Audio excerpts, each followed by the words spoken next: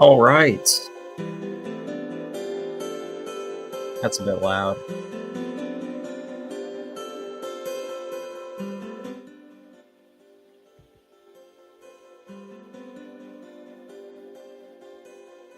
So let me see.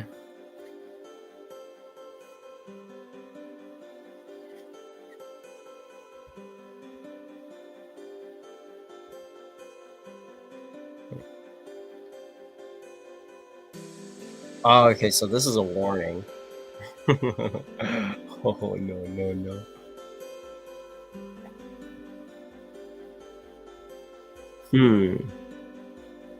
Okay.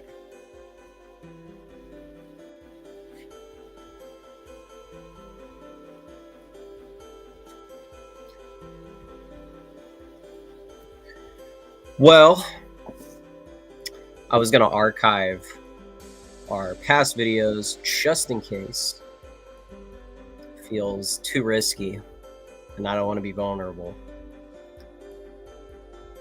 So,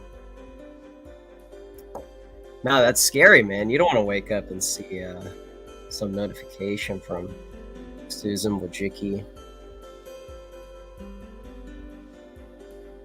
singing you the blues. That's funny, though. Thank you, Subject to Change. Tomorrow, I was going to do content with Thomas and Jose Nino, who's a very busy man. So I'm wondering if I should do it on YouTube or his Substack. So we'll see. I'm pretty ambivalent. Not sure. Yo, bass guitarist in chat. Love bass guitarist. What's poppin'? Well, Brian, if you saw on Twitter, I woke up to some startling news. The most recent, or second to recent technically, episode with Thomas was removed for misinformation. So we gotta be careful. Can't be a loose cannon over here. This is YouTube after all. So it's so funny. There was so much stuff said, and for that to be the clinger, that's pretty funny. Anyways, so we'll be back tomorrow in some facet. Yeah, Brian, I know. Well, here, can I... See, I don't even know where to put that video. I know that's what people use Odyssey and BitChute for. Yes. That's right, man. Accurate Information Epicenter. That's what this channel should be called.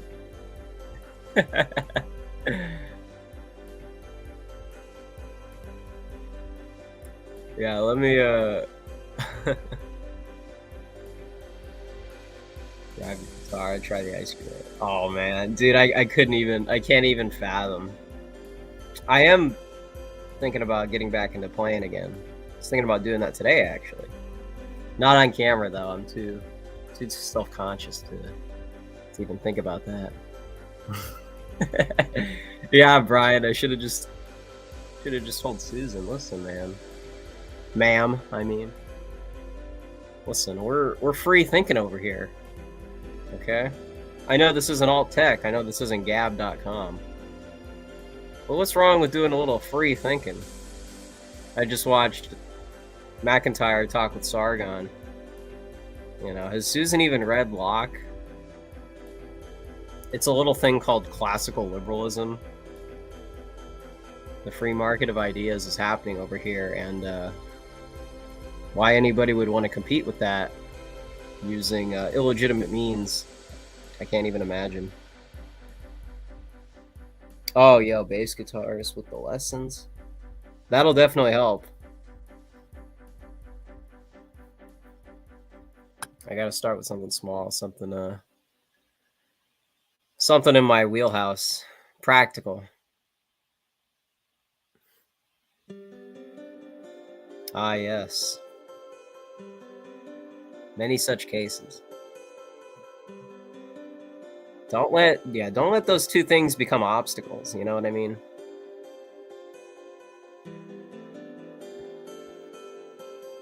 This is a key combination right here.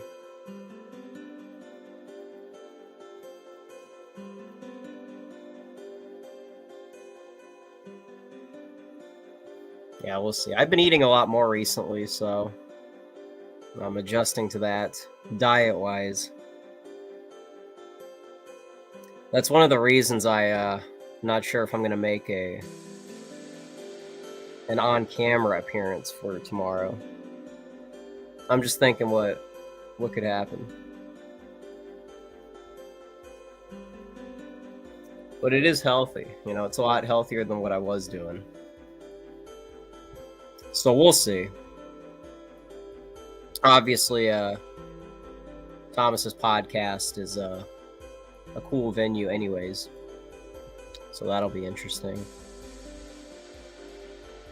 And I wonder how much explicit overlap there is with the Substack audience and the YouTube one, because you see people chiming in asking, you know, where do I find Thomas's content, who just tune in for the YouTube stuff. So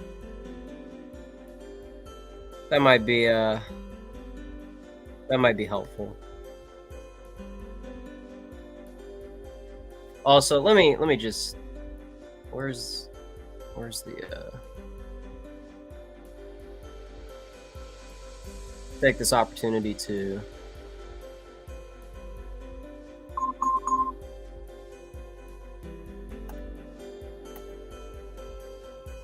I realized the other day I barely as far as links, I don't shill Thomas's content, so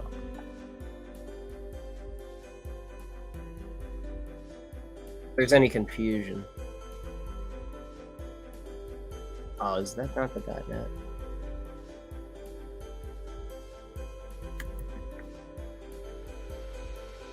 Whoops.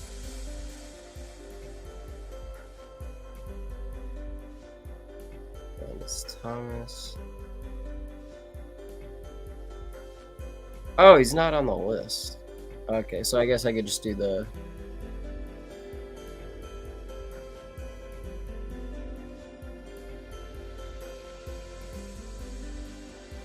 subset.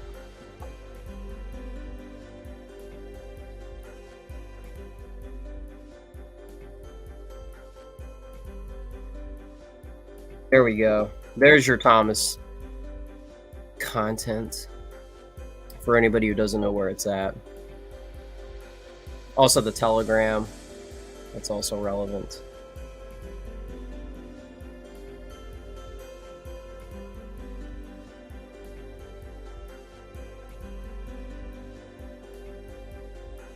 We'll be back sometime tomorrow in some facet. Not sure if it'll be on this channel. It'll probably be on his Substack. And I don't know about a topic yet. I'll say Jose Nino. This guy is so busy.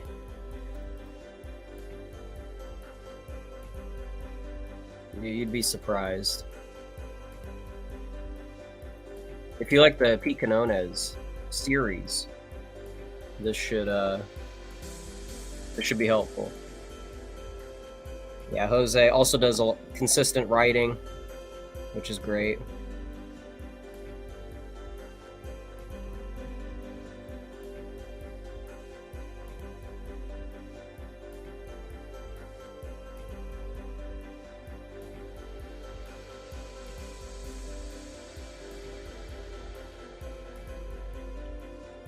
Yeah, we'll see. Been reaching out to some people, so might have some news. It's not It's not for sure though, so we'll see. Anyways, this was nice to know that I could even go live. It's nice to know that my free speech has not been abridged.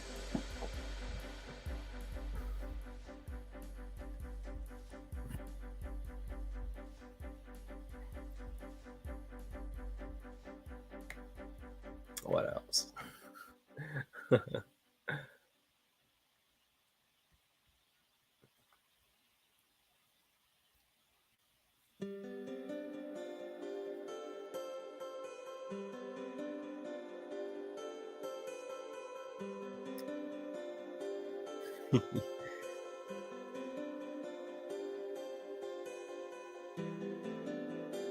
I'm also trying to find some of your guys' questions that I missed in past streams while I'm saving everything, archiving it.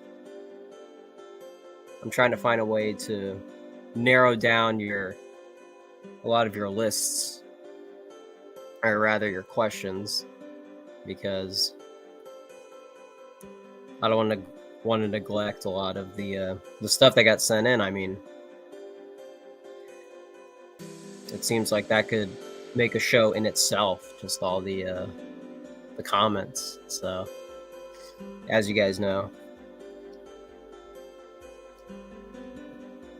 But let me see what I got. I think I got something from Douglas Edward. Oh, it was an autobiography. And then a lot of the stuff looks out of context, so.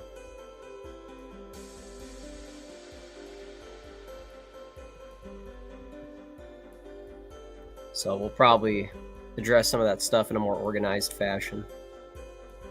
So, all right. Well, we'll just wanted this to be a test stream, and thankfully Susan is still giving us a platform. Also, if you guys want some similar content, I don't think it's on his channel anymore. Again, like someone said in chat, I don't know how to get that episode back if it can't go on YouTube, and it is no longer on the Cozy Replays. I'll probably ask Wendell about it, so I also want to support him since he did me a big favor with that video.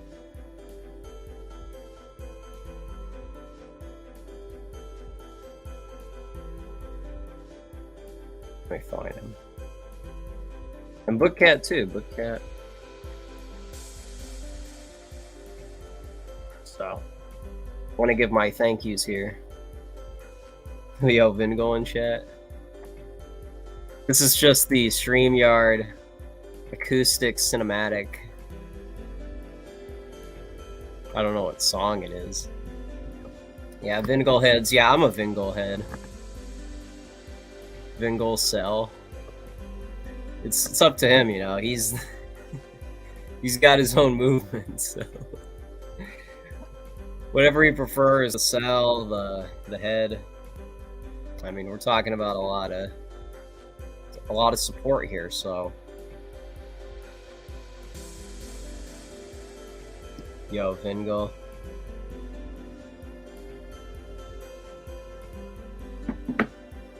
Vingol, man, always dependable in the chat.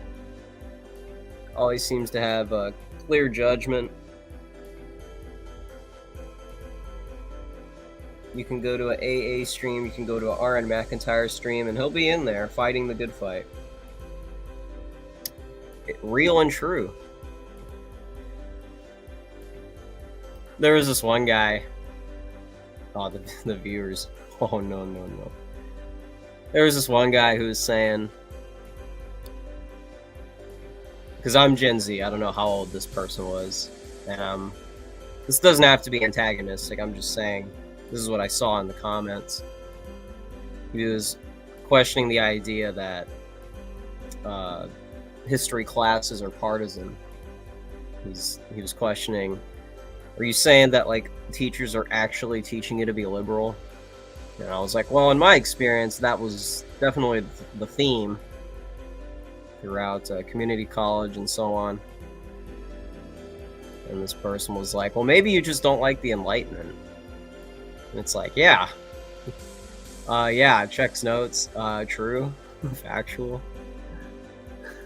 I guess this is the perfect profile picture to have on screen. It's like, yeah, Enlightenment. More like very cringe. And so it's nice to have like-minded people in the comments. This person was an outlier, may have been a first-time viewer of McIntyre. You know, McIntyre is a very mainstream person, relatively speaking. There's going to be a lot more people like McIntyre. And so that must be alarming to somebody who's hopped up on John Locke, Rousseau, all this Steve Pinkerton blank slate stuff. Because these reactionaries aren't having it.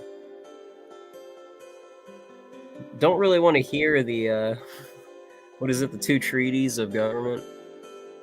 And I'm thinking we're Isaiah Berlin pilled. It's more like the two concepts of liberty. You know, some right Hegelian thought, also known as real Hegelian thought. Yo, we got a Smurf nationalist in chat. I'm thinking we're back. Oscar Tuh, this guy, everything I said about Vingel also applies to Oscar Tuh, this guy. Oh, that's what we could You know what? Let me talk about that. Since we got the fellas in chat, we were trying to narrow down Thomas 777's preference in cereal. This is very high IQ stuff, quadruple digit IQ. The political compass just doesn't make room for these misunderstood geniuses. And I think it was Oscar who said blueberries. I think that's the name of it. Yeah, that's a bit of a boomer cereal. I'm a bit out of my depth talking about that stuff. But that was the guess, I think, from Oscar. And he was wrong. That wasn't what Thomas said. It was actually Frosted Flakes. In all caps, Frosted Flakes. So that is the dissident right cereal of choice. Officially, that is Thomas 777 approved. Ah, yes, Cookie Crisp. Thank you for reminding me. That was the other one. That's a good one. Yep, that's right. All caps. Can I... Here, let me... This might be a bit much, but let me share this on screen. Because I want you guys to really...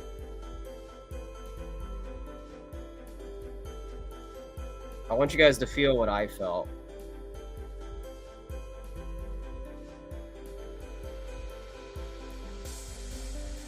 Okay, it's loading here. Give me a... Okay. Let me pull this up on my screen.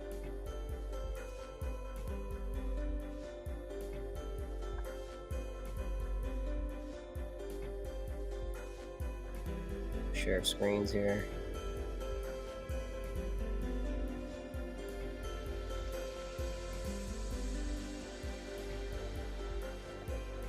All right.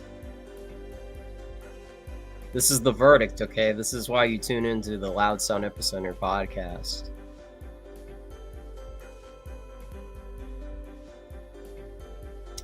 So, he did all caps twice, which of course is a theme. But anyways, the people counter-signaling Frosted Flakes are not doing so good. And then, of course, for anyone who knows the deep lore with the orange juice, specifically Sunny D, I know the Twitter evidence isn't there, but the support for Sunny D cannot be emphasized more. And then he threw in vanilla ice cream. That was pretty surprising. And then I don't know how you guys feel about this. I don't want to be polarizing anybody. But Fruity Pebbles, I just don't get. They're too small, which can work, you know. I mean, a lot of cereal is relatively small on some level, but it's like, you know, the honeycomb. What was it? Honeycomb Crunch or something. Those are like pretty big chunks, and so that's almost part of the appeal. The Fruity Pebbles are just strangely small, and they're too sweet. So if you got a bunch of little chunks, and then you eat them a bunch, and it's like overload. You got too much sweetness all in one bite. Whereas Frosted Flakes, there's a subtlety to it, and that's what I was trying to emphasize with this text. Yeah, and of course, you got to expect the hard-hitting commentary from Thomas. You know, he expressed his take in a bit more derogatory sentiment, but I just don't understand the Fruity Pebbles. I know that might also be a boomer cereal, but it was always, I was being conditioned at a young age. I remember the ads on whatever that was, Boomerang, Cartoon Network. A lot of shilling for the Flintstone cereal. And I bought it, and it's like I made a whole bowl for myself, and I couldn't finish it because this is just trash. You guys eat this stuff? Surely that's not your go-to cereal. I just think that's a bit much. I don't know. Is that just me? Yeah, I don't know. What kind of cereal would Adolf Hitler eat? We were trying to narrow this down. I was talking with my friends in this Japanese tea shop. We were trying to narrow down what kind of cereal Adolf Hitler would eat, because he didn't really like sweets from what I've heard. And so we said that, like, he wouldn't like a lot of political entertainment. He wouldn't like satire or black comedy. So that rules out a lot of the stuff that I like in the entertainment industry. That's kind of disappointing, you know. I can't even go to a Broadway show with the Fuhrer. That's a bit disappointing. I mean, if anyone's going to counter signal AH, it's got to be on those grounds. This guy likes, you know, I don't think he would even like Looney Tunes or like early Disney stuff. And he's definitely not going to be having Captain Crunch or Cookie Crisp. I was shilling Reese's Puffs. I almost said the candy pieces. Those are good too. But I was shilling Reese's Puffs, and my friend looked at me like I was endorsing certain things. And he goes, you know, look, man, because he also doesn't like Pizza Hut. I don't know if you guys hate that stuff too. It's not that bad. People are really going to counter signal me because I like of all the pizza establishments, it's probably towards the bottom. But I mean, you're gonna tell me that that's not like, it's just not the same, okay? Just because it's towards like the bottom in terms of the hierarchy, it's not like, I wouldn't make fun of someone for that. You know what I mean? Just because it's bland, just because it's not ideal. I don't understand how that's like a cause for like deflection. Yeah, there you go, Oscar. It's your college choice. It's your, you know, broke college student. So like, I don't understand this antagonism. It's a bit worse. Anyways, I got a bit off topic there.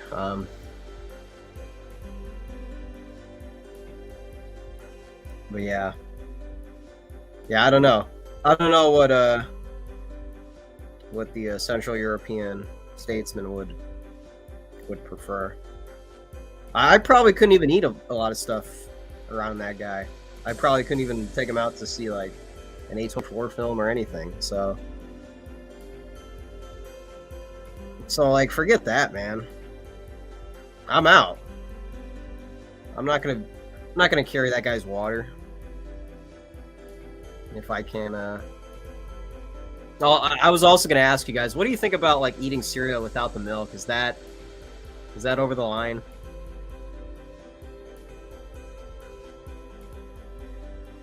Is that grounds for getting kicked out of the movement? Because the idea is like Cocoa Puffs, for instance. You eat that, and then it makes the milk chocolate milk. So it's kind of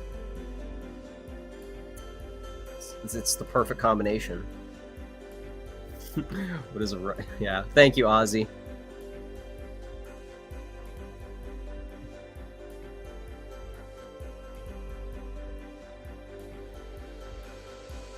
Okay, you guys gotta go easy. Okay, let's just assume let's just assume there's a lot of people that eat cereal with no milk. Okay, let's not get out of hand here. It's not like that big of a deal. Like, surely you guys aren't gonna.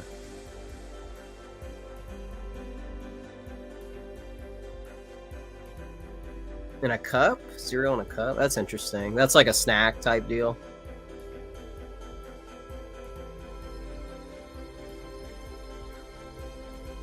I don't know. There's some cereal, like Frosted Flakes. That tastes pretty good without the milk. Yeah, I don't even know what that is. I'm gonna Google that because I literally don't know what that is. Porridge. What is this? Oh, this is like a healthy thing. Yeah, this might be what Hitler would like.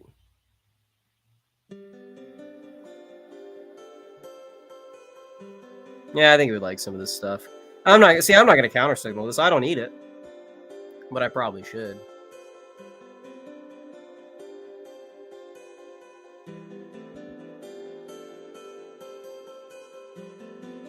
Yo, Charlemagne in chat. If you're still in here, I've been watching a lot of your videos, man. I'm hooked.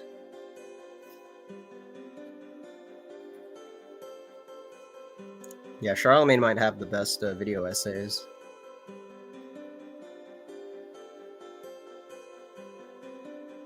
Kind of a Aaron McIntyre style, but very very consistent overall. So that's what I like about the channel. You go there and you can just find something academic to think about.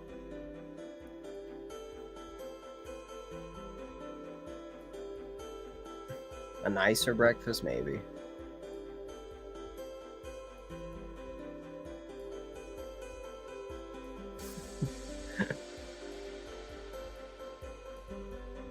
Raw eggs. Well, that's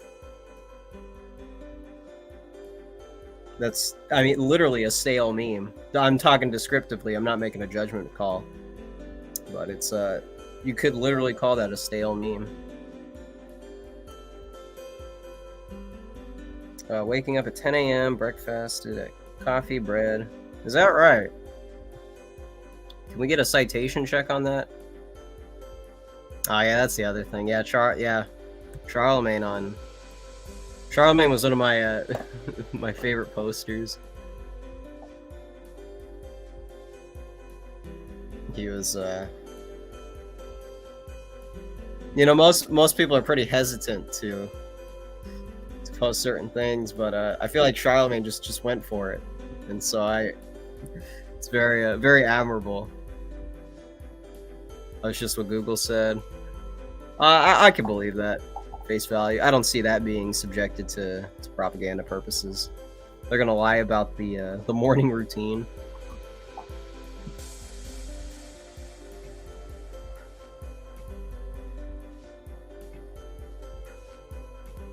Yes.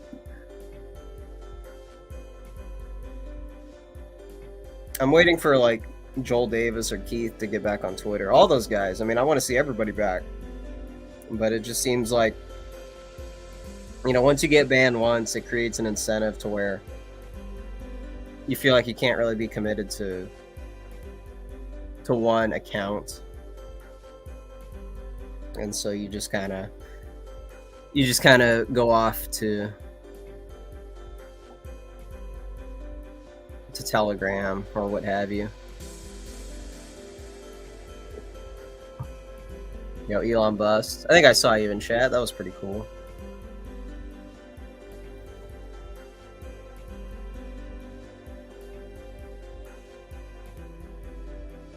Yeah, Elon Bus. What do you think about eating cereal without milk? Thoughts? What are your guys' favorite cereal?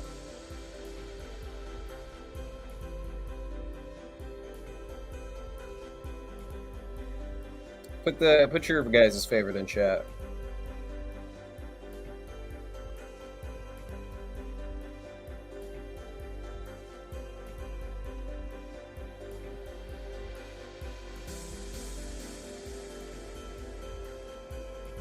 So for those tuning in, I'll be back with Thomas and Jose Nino tomorrow, either on Substack or on this channel. I kind of dedicated to doing the Substack, so I don't know. I might. Cinnamon Toast. Oh, dude, Cinnamon Toast Crunch. That is my favorite probably right now. Reese's Puffs was always my favorite, but haven't had that in a while. Yeah, exactly. See, Elon Musk, see, this guy gets it, okay? Like, you don't really need the milk in all scenarios. And then Captain Crunch, yeah, let's go. You got a specific flavor with the berries? Or you got nothing but yellows, or you got some mixed in, or you got all berries. I forgot how many flavors there are. Weetabix. Let me look that up. That sounds familiar. I think we get something like that.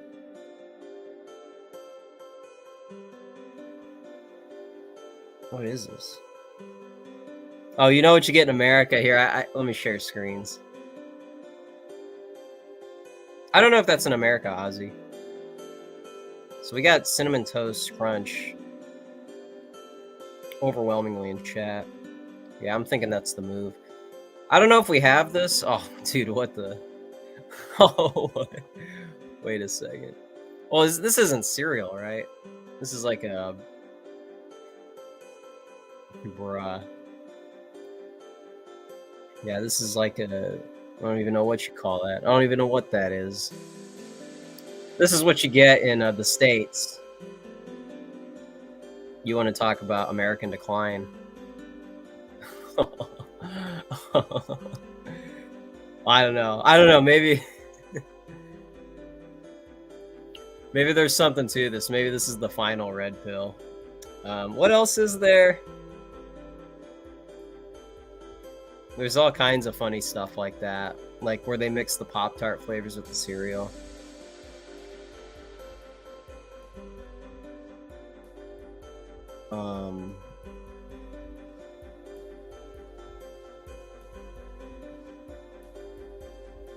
Let me find...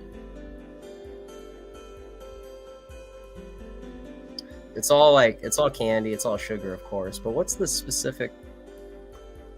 You'll see the most, like, unusual combinations. Yeah, JoJo, there we go. This is all looking... Yes, here we go.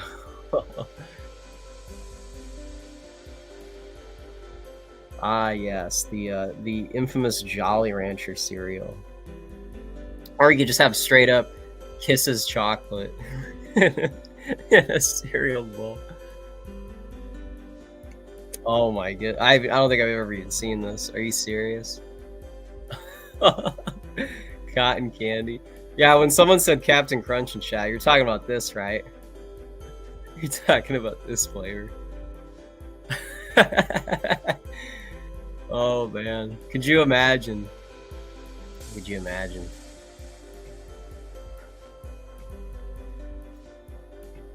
What is... What is the big puff? The big puff. I was shilling Reese's Puffs. I wasn't thinking about... Oh man.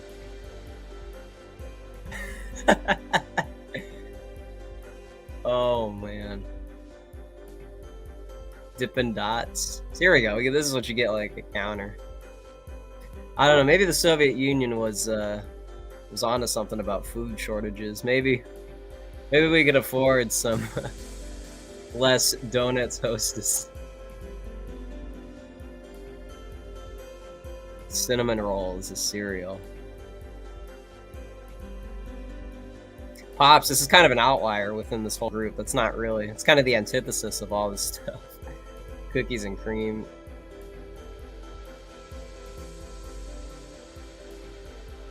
Oh, man.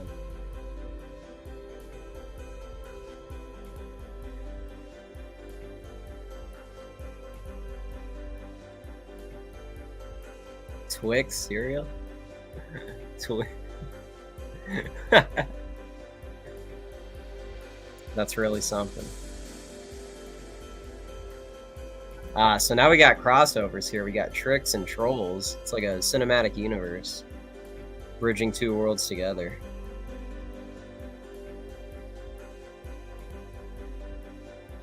Yeah, I don't know, man. I don't know if the English can relate to this.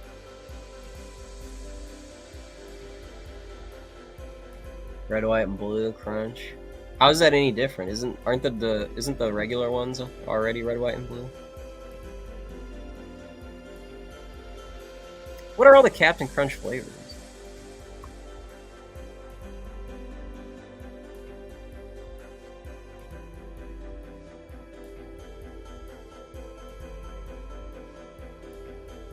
So I know obviously the Crunch Berries and then the plain ones here. Oh yeah, the peanut butter. I remember I used to get those. Yeah, the sprinkled donuts, which isn't even Captain Crunch at that point.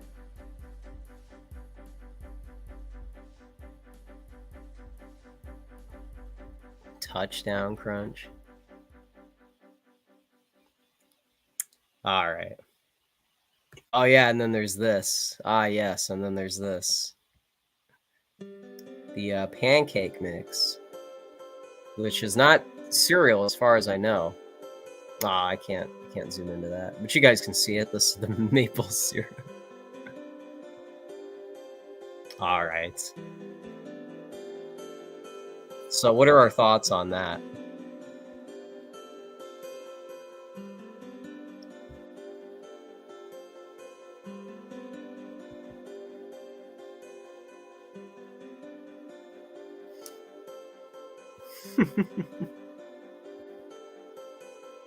Vingel not a fan of all this?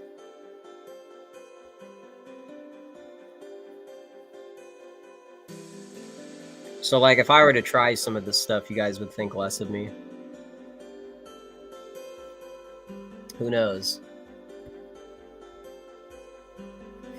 They're illegal for sugar content. I can imagine. That might be a health risk.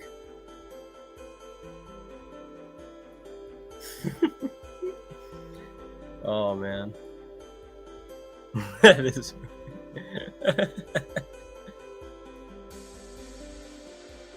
Oh no, are you saying cereal lowers T? Say it isn't so. Enjoy bell curve. Enjoy the cereal spoils them. Alright. Maybe that's the call.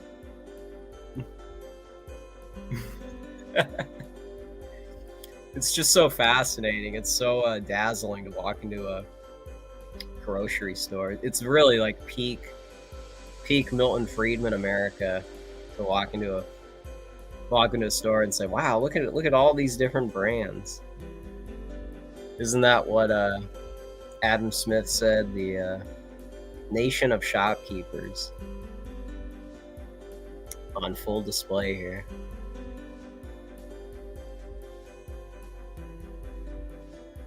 The Pops was big in the 90s. Yeah. Why isn't this counting as misinformation? Jolly Ranchers. Nah, this is like tuning into Nickelodeon right now, you know. It's like, yeah, they're using SpongeBob to keep the lights on at the studio, but at what cost? You're gonna get this Steven Universe influenced style. It's not worth it. You just can't do that.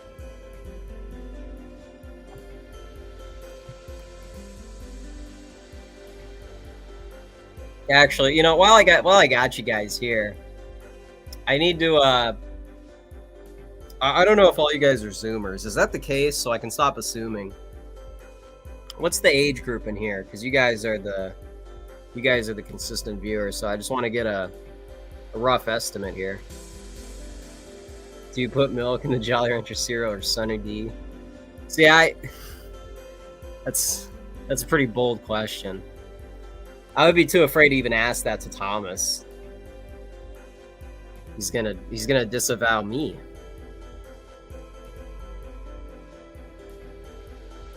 See, now I want cereal. You guys. No, Oscar, I'm not gonna. What I said about trying different cereal, that doesn't apply to the pancake syrup. I don't know. That might be actually kind of. Now that I think about it, that might be kind of funny. Mukbang right-wing content. Is that what the channel should turn? I was thinking about just doing some breakfast review. Maybe that's the future of Loud Sound Epicenter.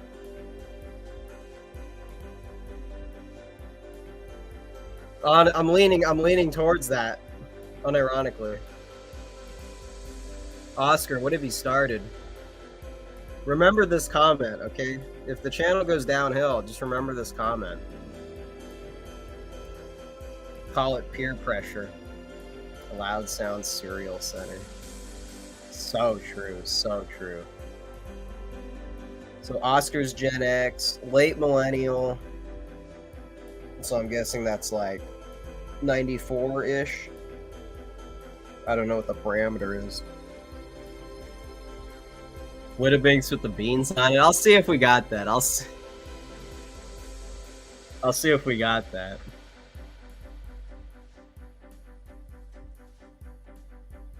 It started with the M&M Mini. So true. Talk about radicalization. Talk about a slippery slope.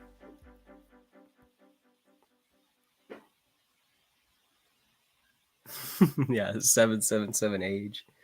Okay, so we got some Nickelodeon heads in here. I think I'm gonna go through Drake and Josh next because I kind of overdid the Ned's Declassified. Maybe I can find another angle with that one, but the old 97s, you know, big brown eyes. That's still in my head, so hopefully that doesn't go away. But I don't know how much content I can really share with that hasn't already been said. Maybe I can do something with the daydreaming episode, but beyond that, I think I'm moving on to Drake and Josh. We'll probably find something there. That'll be the next era of something I'll obsess over. Review bra. Oh man, maybe that's epic meal time. We'll see what happens. Yeah, Oscar, I'm leaning towards liking Gen X than a lot of Zoomers, so that might be my arc at the moment. But yeah. So, if this really is like a younger audience, well, I mean, depending on some of you guys, I don't know what some of your favorite shows were on some of those networks. I might try to throw that in here. I want us to be on the same wavelength.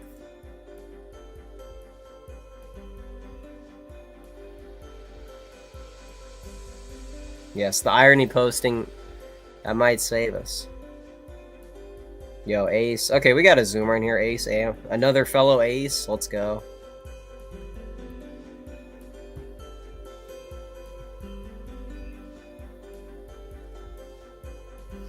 Yeah, that's right. That's right. Yeah, it seemed and Zach and Cody, that I didn't watch that show, but that was technically, I think, the longest running one on Disney. But I was out of the loop, so it's not really like my upbringing. But maybe I'll have to catch up with some of that stuff and try and measure it all out.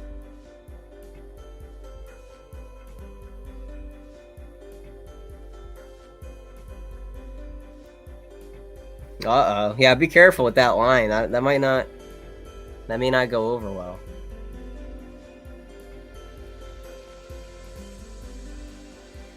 Yeah, don't worry, Oscar. We're gonna help Gen Z. We're gonna do our Rolling Stone, Lester Bangs minus the pessimism, pop culture revisionism, rock critic who's hip to the dissident right politics. Oh no, Brian, you're pushing it here, okay? You're going over a very dark line here. You want me to get the Zoomer haircut? Nah, that's not happening, man. I'm sorry. I don't care how keck it is. I don't care how many views. I'll trade all my subscribers just to not do that. I don't know if I can ever recover from that.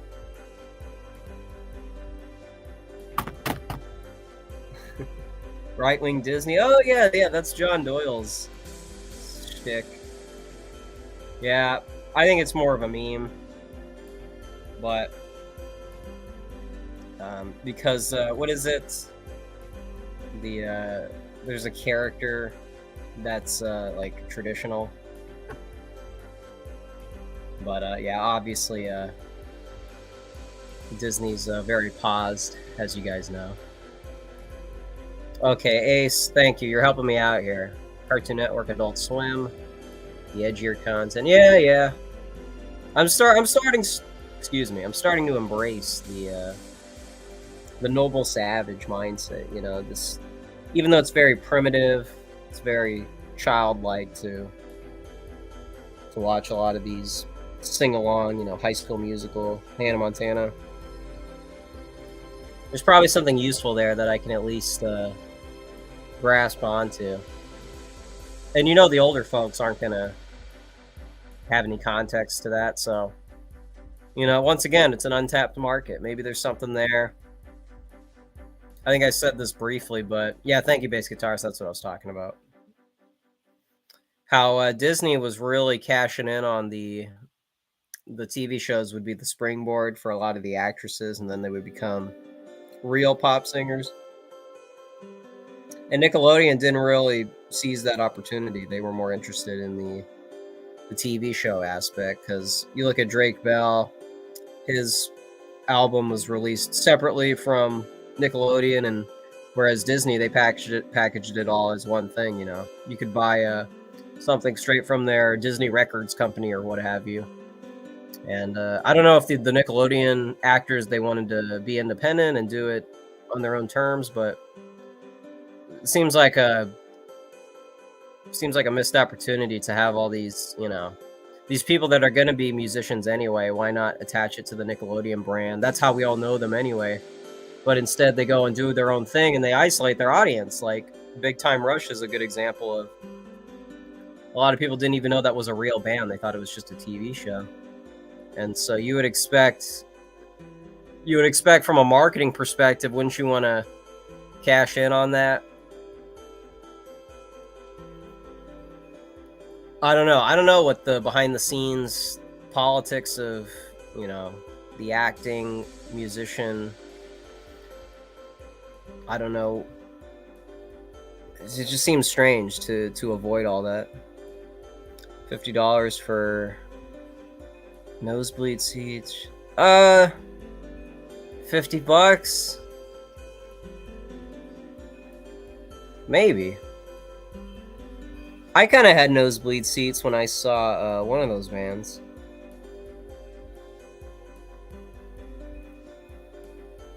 I don't know. I don't know if, like, you like, I don't think you would remember that concert. You know what I mean? Like, if that came to my hometown, I don't know if I would be inclined. I guess because it's cheap, maybe. More so because it's cheap than really anything else. Okay, there we go, Ace. Yeah, the Little Sisters, they get the Disney Channel. And then the sitcoms. Yeah, that's basically what the Nickelodeon shows were, sitcoms. Malcolm in the Middle type stuff. Malcolm in the Middle, excuse me, Malcolm in the Middle was another one that I didn't really get into. But there's so much. It's like I feel like I'm out of the loop for most of this stuff, but it seems like all the shows that people really latch onto, those are the ones that I watched consistently. Those are the ones that, when I was the appropriate age, I was aware of. Disney Actors Revisionism Stream. Yeah. Well, it's really weird because like Miley Cyrus is she's kind of was in the same situation as Prince, where you basically have this, corporate system that controls your name, and so it's hard to shake the child star label when it's literally your name. Like people can't really see you outside of that context, and so when you sign up for these contracts to do seasons of TV shows plus the concerts, like I said earlier, Disney understood they knew how to overwork all these people. You're going to do a TV show one day, a concert another day, and press and touring.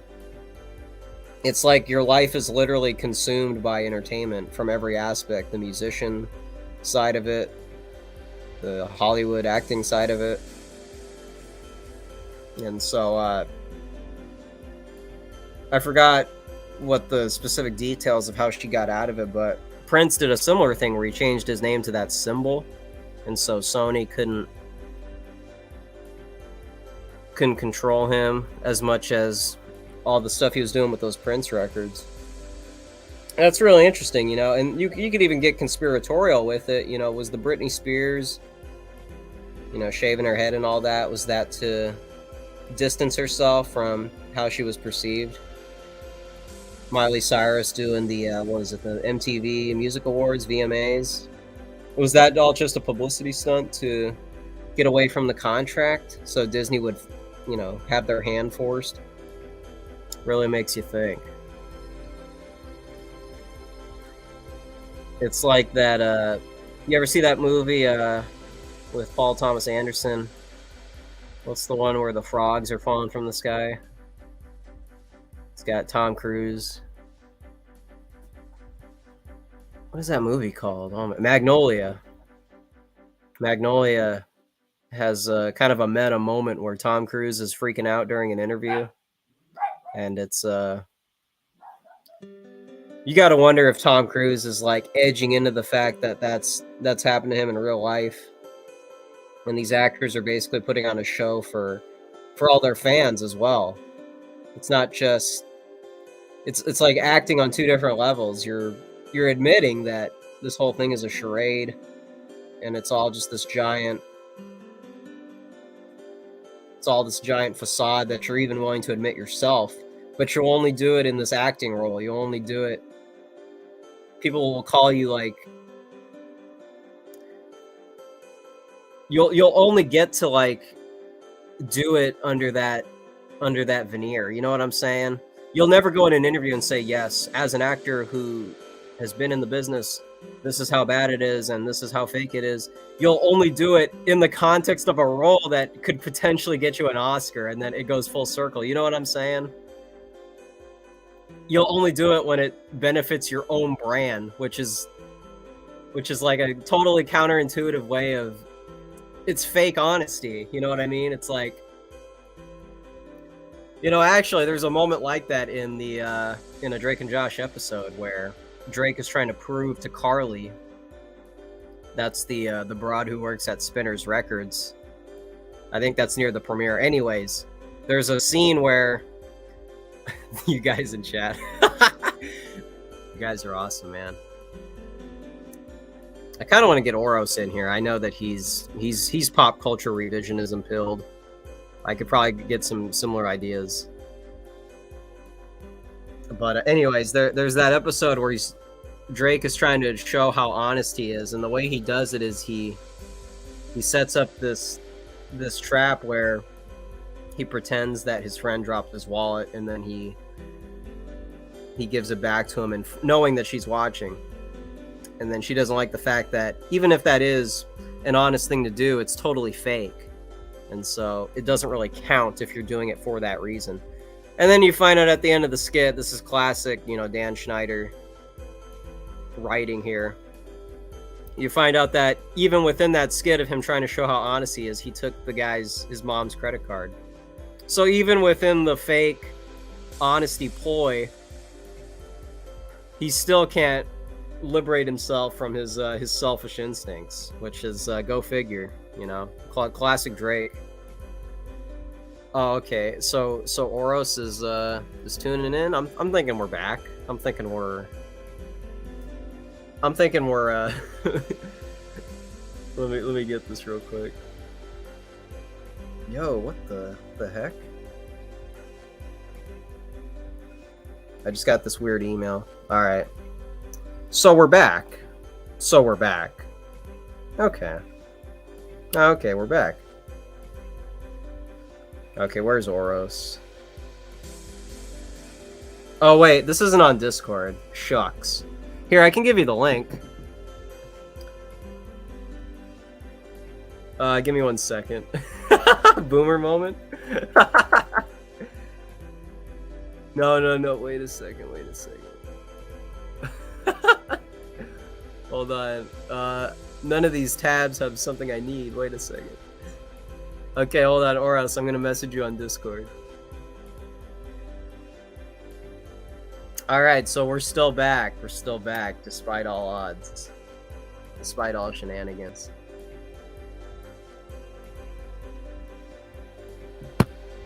Dude, I'm looking at Bass Guitarist on Twitter. He's got all kinds of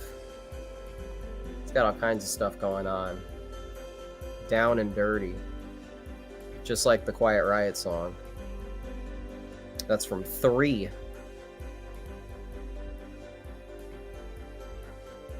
Okay, Oros pilled.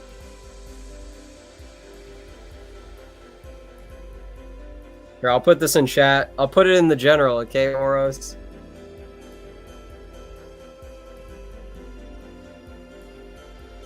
This is not the way to do this, but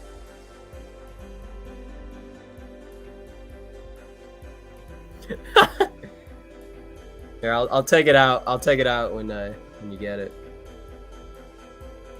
So what's the Spanglerian angle to Drake and Josh?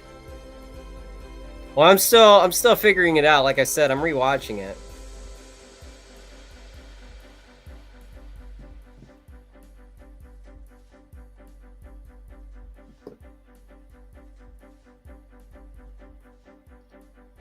I guess for now, you could look at Josh's arc as kind of rising above the... I mean, throughout the seasons, people would say Josh is like the punching bag, but in season 4, he really develops into a competing force against Drake, There's a whole episode dedicated to that. Josh is really doing his own thing independently, and we learn that Drake is actually more dependent on Josh than vice versa. Which is kind of hard to imagine because you see Drake as... I guess it's a very Machiavelli. Drake is the... not in terms of, like, physically, but, like, he's kind of mentally a lion. But those limitations really trap a lot of his would-be potential. Yo, we all jump on? How about if I just put the link in chat and just have this be anarchy? Oh, okay. Okay, I'm thinking we're back because, yeah, I'm thinking we're back. And we're back. I want to, I have to put a picture here that isn't my OBS background first, but no, for sure. We're pretty much back. No, it is interesting how, I love Drake and Josh, what a classic, but it almost is interesting how all of American media in Zoomer media well shit, even I think the best example is Karate Kid, where we deify the awkward weirdo Schizo Kid, to the point that like in like Karate Kid, it's not even it makes no sense. Like this kid has, you know, he's like going around and fucking with this alpha that he shouldn't be fucking with. But let me see here if I have no clue how to. Let's do boom. Oh, okay, boom. All right. Yo, real? Look at that. Yo, yeah. So anyway. that's so you're saying that that's setting up Zoomers on a bad trajectory of failed education. Right. Well, yeah, because their expectation is to be a weirdo, right? And I remember that, you know, I guess even just with like, I don't know, everything I was told as a kid from media was to be to like accept your differences. I remember, you know, the like, you know, humor became random, you know, it became nonsensical, it became right, it became like absurdist, and it's kind of like I remember when Trevor dang it, what was his name? What was the guy who died in the WKUK? Trevor, here, hold up. WKUK, Trevor Moore. When Trevor Moore died, it was almost like, in my opinion, a spiritual end to absurdism, because I don't know if you're familiar with Whitest Kids You Know, but that was right. That was like the center of Zoomer humor, in my opinion, was like was this like nothing makes sense, everything's goofy, you know, it's bringing out the absurdity of stereotypes and almost making fun of boomer humor and edgy Gen X humor. So yeah, that's right. Yeah. So let me see if I can figure this out. I never use. I don't know. I'm too much of a boomer to I don't know. What are the comments saying? Look at the. Yeah, well, Drake is the fox, because that assumes a lot of things. That assumes that like it's the opposite. He's got the looks but not the brains, and so that's why I think that's more similar to like a lion who's, you know, physically compelling, but that's kind of the end of it. So that's why I reverse the roles. I don't know if that's totally accurate, but it's no, it yeah, is interesting. I think Drake is innocent. You know, Drake is like, you know, he's just he's a silly guy. And here, I'll use this one. Yeah, I figured it out. Boom. All right, we're gonna do. I'm gonna use this logo that I have that I never use. Boom. So Drake is almost like a silly guy. I always related to him because he almost seemed misunderstood. You know, he was always like he was almost kind of a dipshit. And, you know, he was trying to skirt responsibility, but, you know, Josh always seemed like bent out of shape about everything. And it's like, who the fuck likes somebody who gets so bent out of shape? I mean, Yeah. Well, it definitely does work, you know, with his girlfriend Mindy. It's like a perfect chemistry, and so that's where those people can thrive. Oh, that's true. And so, like, when Drake is so antagonizing towards her, that's perfect, because those are polar opposites. Those are people on the opposite end of the spectrum reacting to each other. And like for Drake and Josh, like, they're brothers, so like they can't escape it. But like with his girlfriend, it's like Drake is confronted with Josh's exact archetype, and because it's chosen, it's a bit more offensive, because it's like, man, now I gotta put up with like both of you. It's like overload of their personalities. So interesting. The Hegelian interpretation of them is Drake turning the fox. Could be. Well, I'm really trying to force. I'm trying to force. I like Mutant. This guy, he's interesting. This guy gets it, man. He just joined my Discord. He always shares really great esoteric literature on Twitter, and I really enjoy I just enjoy what he has to say. Yeah, I'm gonna do something I shouldn't. I'm gonna put I'm gonna put the link in chat for whoever's. We'll see what happens, but yeah, it's. I don't know. Maybe we just need to totally accept right Hegelianism as the only Hegelianism. So maybe that's more of the where this is like the real synthesis of all this is. Oh We're just wow, gonna yeah, have you to, actually put the StreamYard in there. That's wild. You could get you. That's that's almost like an old Stickum show. Like, hey, let's see who will join. Like yeah, something. yeah. It's the Yeah, call-in shows like after midnight. yeah, yeah. It's So I'm familiar with like the idea of Hegelian dialectics and how it's like ruined abilities. People like almost ruined our ability to almost talk about the spiritual. Like we needlessly deconstruct things um into you know definition and blah blah blah. But I need to be refreshed on the like what is right Hegelianism? Like what would that be associated with? well, that's more associated with the statesmen of the first half of the 20th century. It's just the idea that Okay.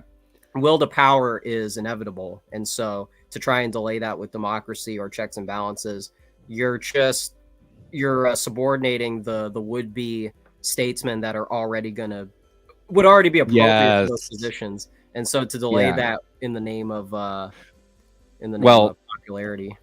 then you get so we almost formed things perfectly to get exactly what we have now, to where it's like it's so needless, like the system itself is so needlessly referential of itself. It's like it's it's Machiavelli for linguistics. Mutant says he has interesting ways of phrasing things. No, yeah, it's almost like I'm not even. This is why I'm not mad at anything. Like I see, when you go on Twitter and you just see like, because that's the best kind of like you want to like an IV of just the worst of the modern world. You get to see just videos and reminders how awful things are getting, and and people are well aware of how degenerated how morally degenerated things are. People who aren't like just lost in the sauce, and I feel like I'm not even mad. Like I'm just kind of like that. And we even talked about it, you and I, on my show months ago with just how you had 60s nihilism that ultimately became 90s nihilism, and here we are. So it's just kind of it's going to go further in this direction. Yeah. It's And going to keep nostalgic of the 60s. I mean, when I saw a Goth Elvis trailer, when you know what I'm talking about, when I saw the it's like they're turning Elvis literally into like this MCR type figure, and then the entire film, I know, yeah, the entire film is just going to be all about like more classist and especially racial not struggle really. It'll just almost be exemplifying like who because it's almost like left doesn't really care about the struggle that races go through in this country, because if they did, there'd probably be a lot more done and a lot quicker for groups of people. But yeah, this film is just going to be all about like and Tom Hanks plays some like fella from a certain tribe who helps give Elvis his platform of being a total degenerate and corrupting a generation of young girls, and it's just going to be like, and you know what I will make the prediction now, that film, it'll make it let me look up its budget. So I don't even know what it's called. It's probably just fucking called Elvis. Yeah. It's just called Elvis. Well, I'm gonna have to interrupt you, Oros, because on this channel we're showing the Elvis movie, regardless if it's good or not. Are we? We are. We're all in on the Elvis train, and so I mean, okay, so you can't go back. It's actually one of those more mid-budget films, which is interesting. I was thinking it'd be like $150 million, and they'd have all these like CGI, but it's only 85 million. So, excuse me, I think they'll make their money back. I think it'll get 200 million, maybe. Because here's the thing, people our age, and then especially like people who are in their late 20s to late 40s. Sorry, say again. Sorry, just Thomas is in chat, which He sure thank you, is. man. But I gotta get this to him. I gotta get this. I'm not sure if he's aware of a lot of the stuff that's been going on. You know, we talk about food shortages being like a negative thing in the Soviet Union, but I don't know if he's aware of how bad the acceleration process. So there's a lot of Nick Land stuff happening in the grocery store, specifically with like Captain Crunch and some other brands. I don't know if you have a take on this, Thomas. I know we already discussed what the go-to approved cereal is, but it seems like, you know, when you see acceleration on this level, you know, does this really just kind of show like the state of modernity? I know there's that scene, if you've ever seen that movie, it's a lesser known Oliver Stone movie with Tommy Lee Jones. I think it's Heaven and Earth. It's like a Vietnam, but it's a bit romantic. And there's a scene where he marries this Vietnamese woman and brings her back to the States, and she's walking through the grocery store, and she's like, oh, you know, so overwhelmed, you know, the choice, all these choices, and it's, I don't know. There's nothing like in dialogue that really addresses it, but it really makes me wonder, like, if anybody wanted to mock, well, this is a bit more obvious, but Oh, dude, if anyone wants to mock like the things that people are eating, I mean, it really does say a lot about a person. It's the ultimate litmus test, as Thomas was saying. And so I'm just curious if he's ever like encountered this stuff firsthand in Chicago. I don't know how bad it is in Chicago. I'm in California, so maybe I'm spoiled. But is this choice overexposure we're talking about? I think it is. Yeah. So I made a video a while back called the choice fallacy, and I began it talking about like anytime like a prisoner who's been in jail for, and you know, someone who's been an ex-con who's been in jail for long enough, prison, they'll come out and they'll be like, wow, they're overwhelmed by the amount of choices of like toothpaste to have, or the amount of cereal or whatever. And look at that. No, it's almost really it's almost I don't even have a word for it. Like you see a new kind of like here's a quick path to your grave flavor. And I just don't know how much. The last time I stopped paying attention was when there was like mini Starburst, and they had a really good texture to them. They weren't as chewy, but they were chewy but softer. And that's I mean, I don't even eat candy anymore, but yeah, that's what is this? No, it's Big Puffs. Big Puffs. It's meatball sized cereal. See, this is terrible.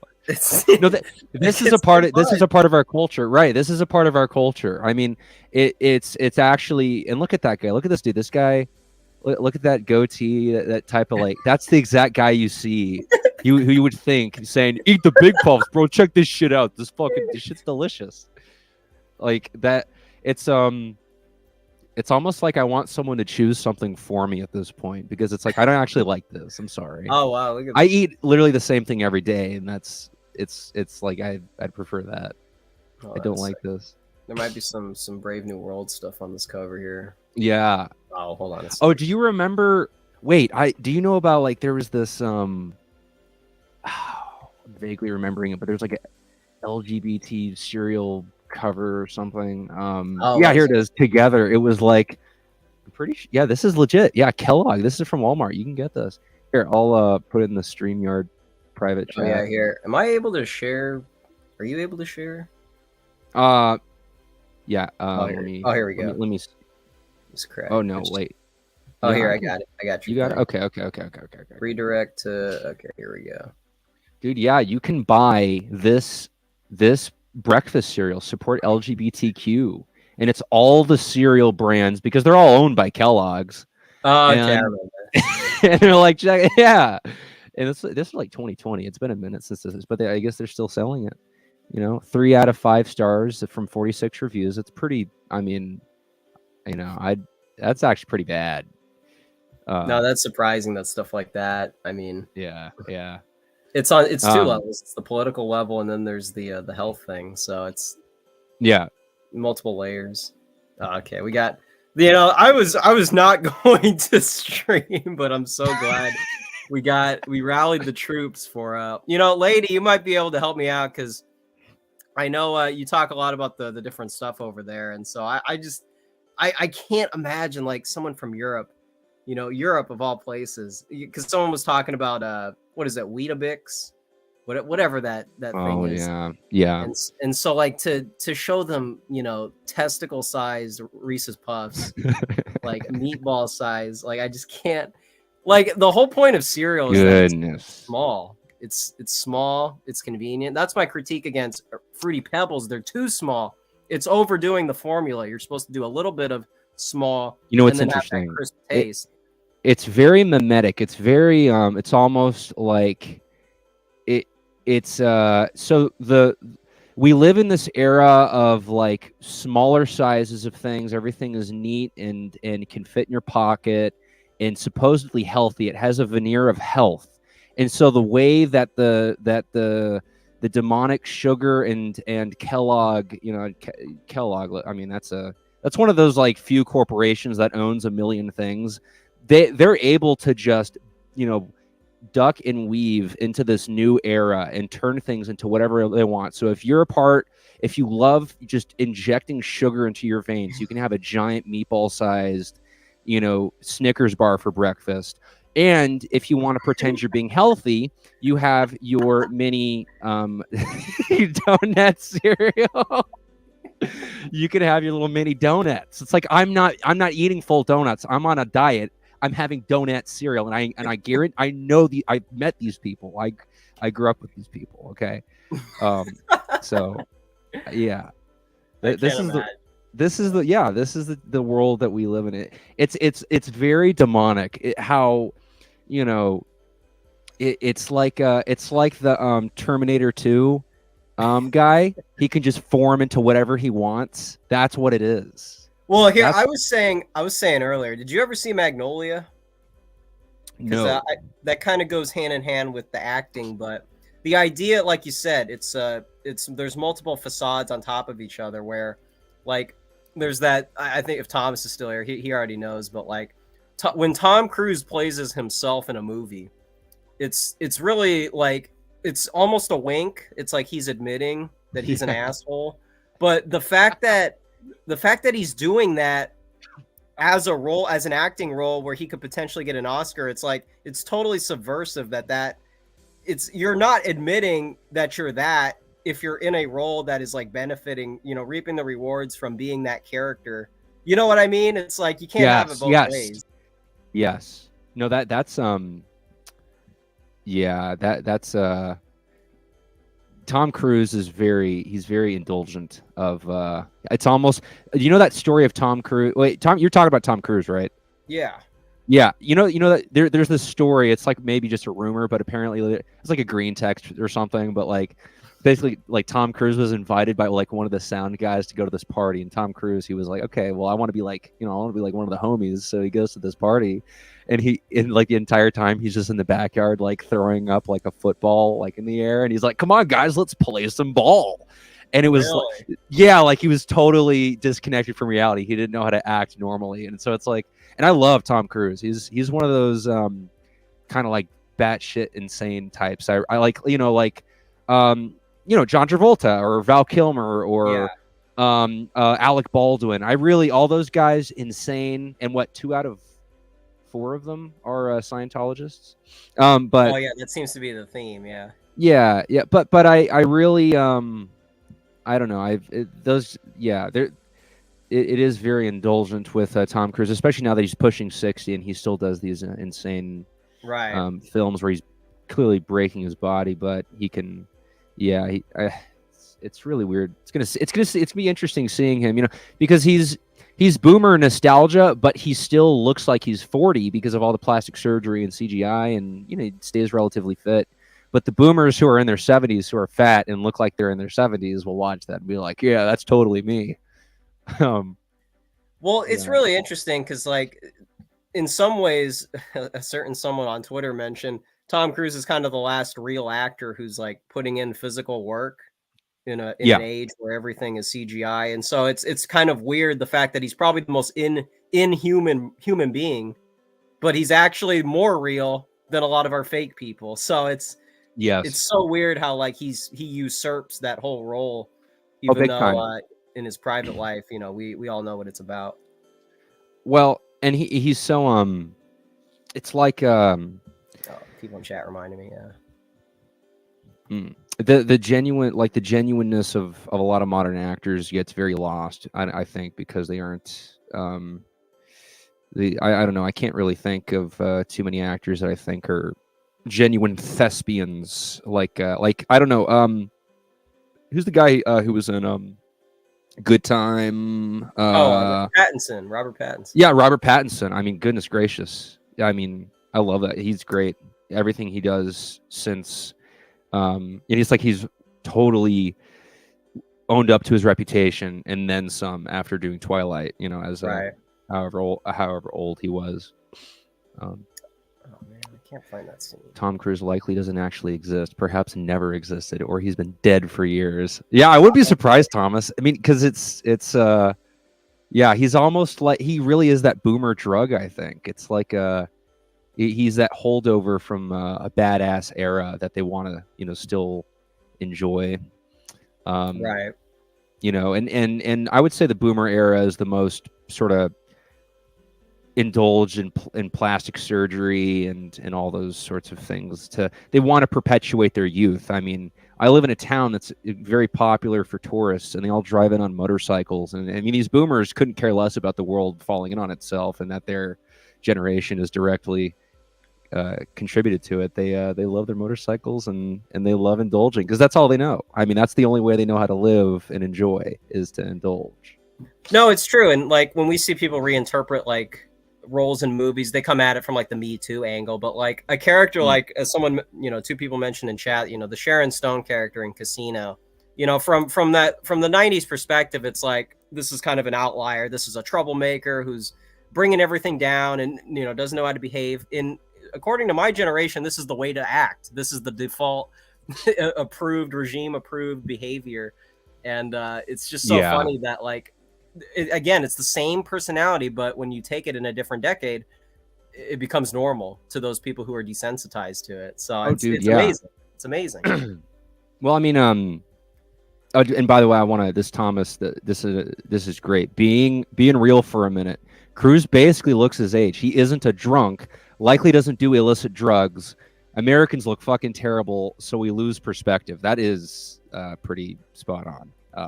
It's like Appalachians who didn't do drugs or drink and are still working on their farms well into their 90s. They look like they're in their 60s, but that's just because we're the most indulgent, you know, culture ever.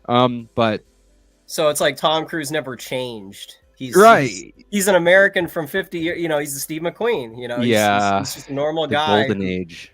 Who steps in. That's kind of funny of him, of all people, to be that caricature.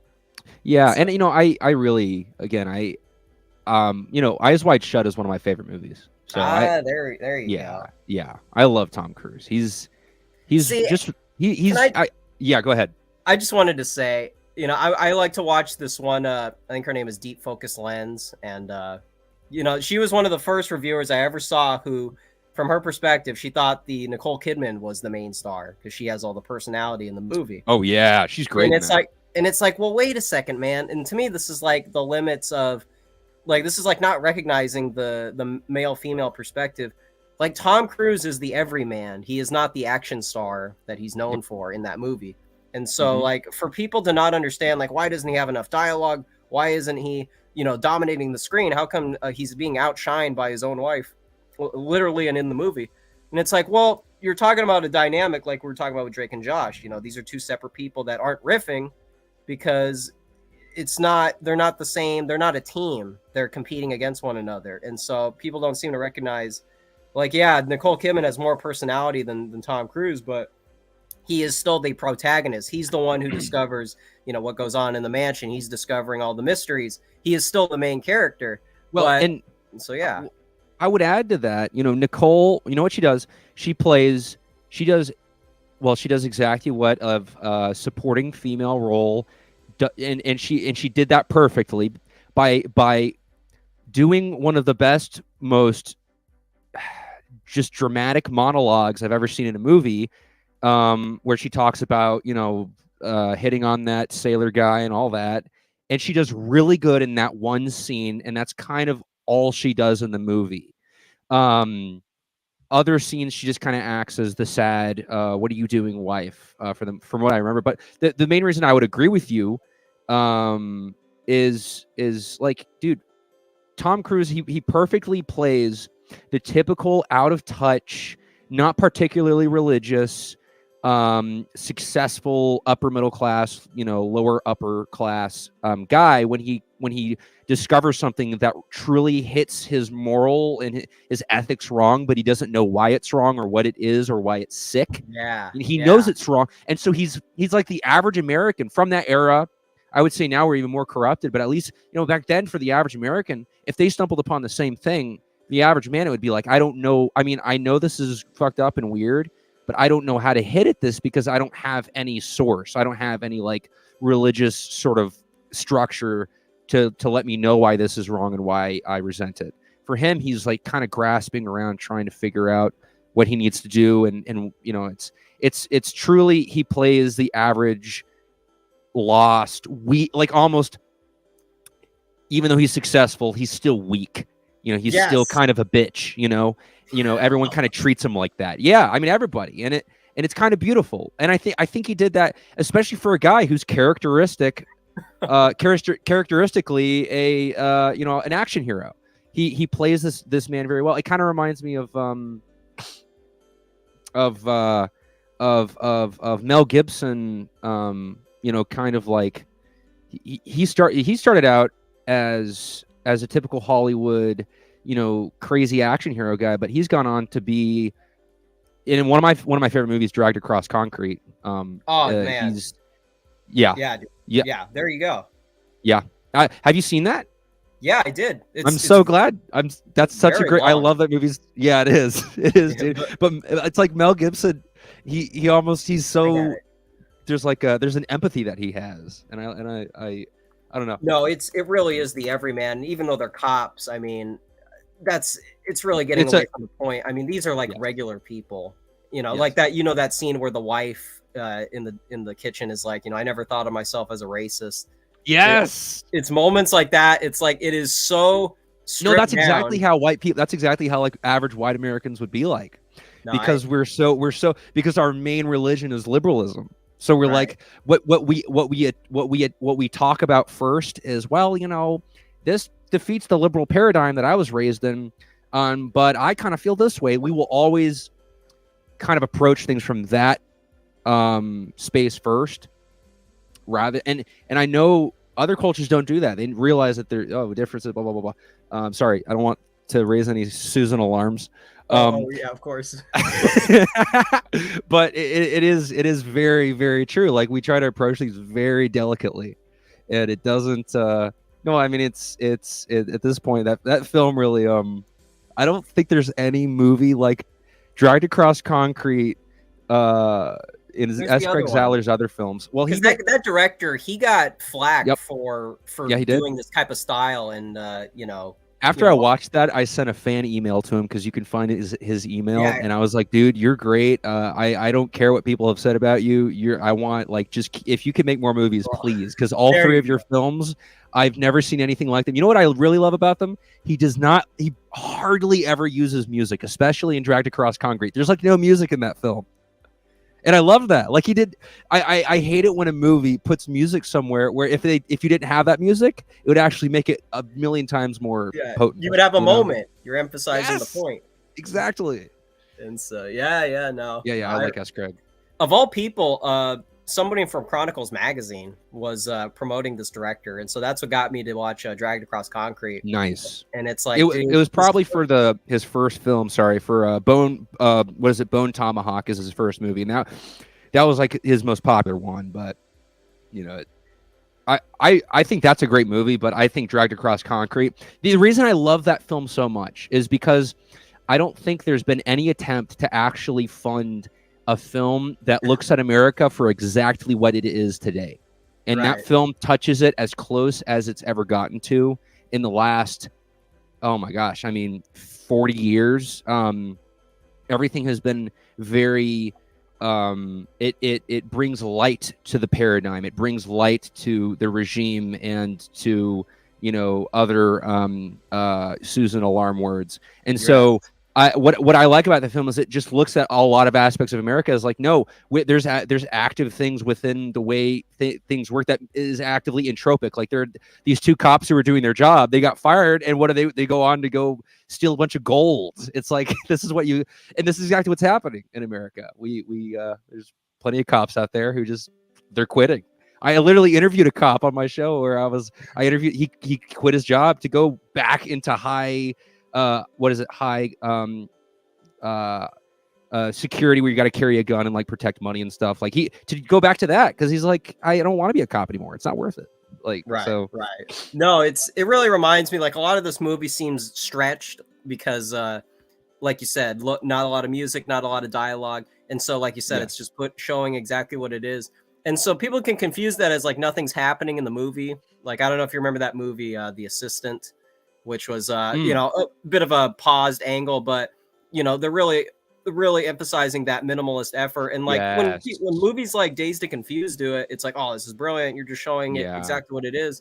And so when you get a scene in this movie where it's literally like Vince Vaughn eating an entire McDonald's cheeseburger for a whole scene, which is like really awkward and weird, but it's like, that's how people are. That's how people are. And so it's real. It's a real scene. It's not forced. They're trying to like come up with stuff on the fly. I don't know if a lot of this was ad lib, but I can imagine it was, because it's so awkward. So that's the thing. Yes. No, that's lost in a lot of films, and I think because the aesthetic, I don't know what we're such a dirty country, and yet everything is that's the aesthetic of America in film and in furniture and cars, everything. The art is clean and it has a nice sheen. It's very flat. It's very sanitized. We're such a sanitized culture in how we sell things, and yet behind it, it's just nothing but dirt and grime and evil. And and when you see a film like that, it's nothing but, it's disgusting. It shows how disgusting things are. And if you go back to the 70s, we used to kind of do that. We at least give somewhat of a neutral sort of perspective on how disgusting America was morally. And for that, I would say everybody should watch Blue Collar from 77 with I remember you recommended me that. It's got Harvey Keitel, Richard Pryor, of course. Holy crap. Richard Pryor. And then another forgot his name, but that film perfectly encapsulated the great inflation, the fall of, manufacturing in America, the just the dirt and grime, the fall of Detroit.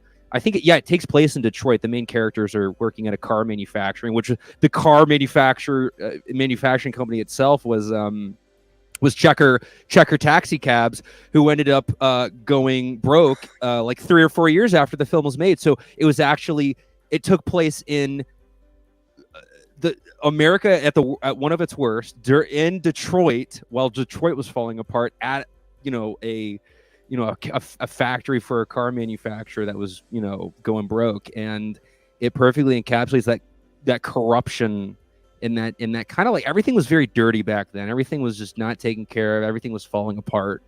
Everything was crap.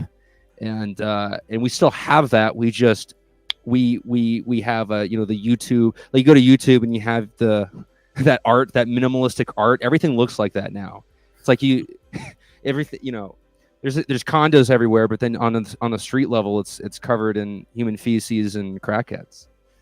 Well, that's what we're talking about before you joined, sort of the modern day SpongeBob effect that has really applied to everything. I mean, of course, I attribute it to Steven Universe, which I was already off of that before I graduated, but you could just see that show by itself influencing everything around it. And it's like, man, now we got no personalities, nothing stands out. It's just all derivative of the same style. And it's too bad, because, I was lucky enough to, I was still in high school, but I had already been grown up with Distinct, Nick at Night, sitcoms. And so to see that be like the norm, I can't imagine what someone growing up watching that thinks that that's like unique or something. Yeah, SpongeBob, and I always will probably have a soft spot for SpongeBob. it was kind of the predecessor to a lot of nonsense, and Steven Universe is kind of Yeah. like the end of that.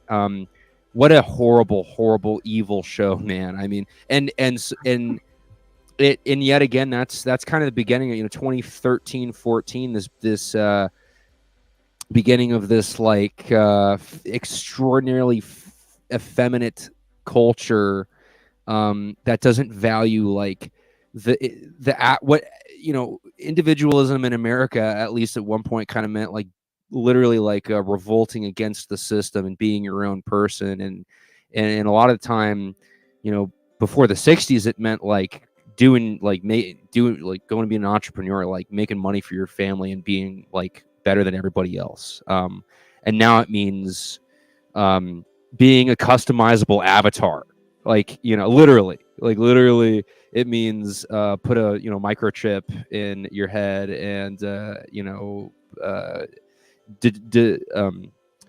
delete or add on different parts to your body and color your hair, and it's like there's no sense of actual like just being yourself, like whatever that means. Now it means within this system you can color your hair. It's very much like it's very it's all aesthetic and no purpose. So right. And as Lady brought up in the chat, you would expect a lot of the nihilism to at least be good inspiration for some good art right now. Maybe we could have like a 70s redo of exploitation films or like gritty New York style crime dramas, but instead, it's I don't know, it's like Dirty Harry innovation or imagination, maybe. So I was throwing around in the Discord and how S. Craig Zoller's films never made any money. So I'm not expecting, if this ever is done, for it to make money. But what I am saying is you could have such a palpable effect on American culture. And this is the thing. Art is never about money. It's not literally about, you're never going to make money, probably, like most of the time. You only do it because you have a purpose for it. And what people need to start energizing themselves about, if they are artists, okay, is, I'll give some like just bare minimum Sam Hyde advice, like stop, like dedicate your whole everything to like creating this art, because America has, and that's the funny thing, I could actually market it. America has absolutely no market for gringos, okay? There's no market for white people in this country, let alone just like a general like something new. So if you have something that's like, I don't know, if it's weird, like Ralph Bakshi's movies from the 70s, which were really cutting edge at the time, or it's in Aliens, or it's something like Dragged Across Concrete. I feel like people need to max out their credit cards, like Kevin Smith did when he made Clerks. It's like he made, and if he didn't make money on that, he would probably had to go bankrupt, and that would have sucked. But it's like he took a giant leap of faith so that he could make Clerks, and I think Clerks was kind of, well, it was the movie of the 90s. It was the independent film that was like speaking from the heart of America, from the soul of America.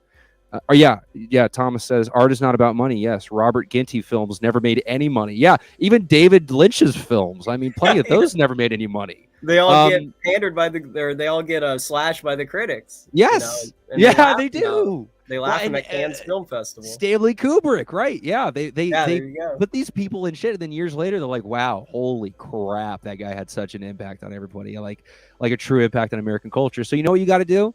Yeah, you need to use your ability, your artistic abilities, to impact America, because you know why? There is no art in America anymore. That's one of the most, I think, palpable things about the DR, is that a lot of us we're just artsy, and we could have truly such an impact on that if, one, we get out of our shells more.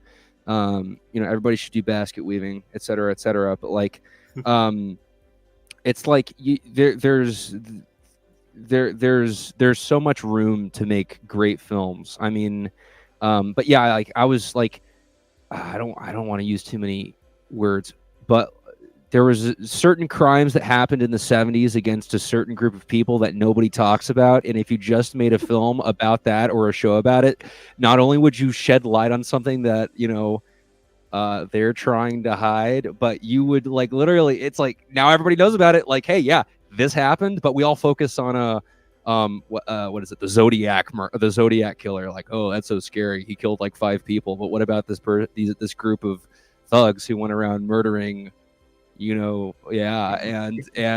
nobody talks about it ever. It's totally hidden from history. We don't talk about it. If you went on to stuff like that, if you actually just had a revisionist historical perspective on, say, my ancestry in the South or whatever, you would bring something to a market and be speaking for the most silent people who are so afraid. It'd be great. I mean, man, I almost want to do it myself.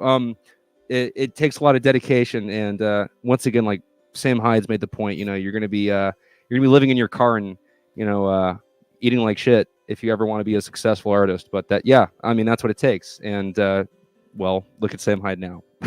That could either be good or bad depending on how you see Sam Hyde. But I love him.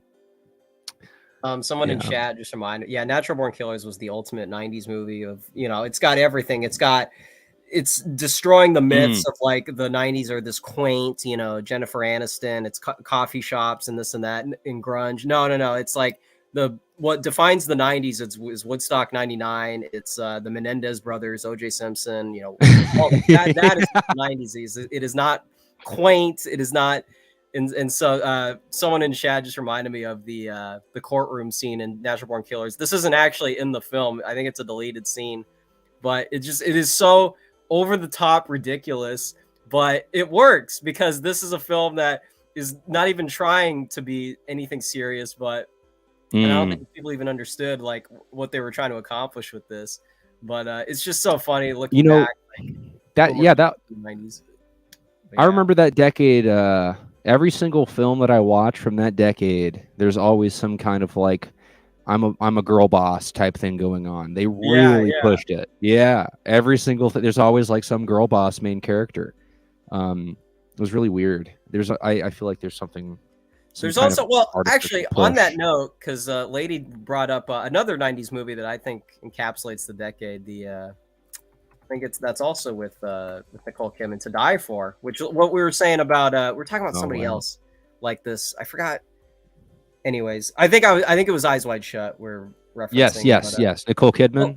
But yeah, you got this like character that only thrives in this very specific way, and because she's the main character, you're supposed to like feel sorry for her, I guess. But if anyone knows this movie, it's like this is like a cutthroat, ruthless person and Matt Dillon is her husband, and he's just a normal guy who just doesn't understand, why do you have these big ambitions when, your role in our family is just a small little thing. His family has their own restaurant. They got plenty of money to make a living, have a family, but she's got this, like you said, it's got this girl boss mentality. And so she ends up killing her husband. That's not really a spoiler. That's at the beginning. But okay. This is also inspired by, what is it? Patty Smart. Well,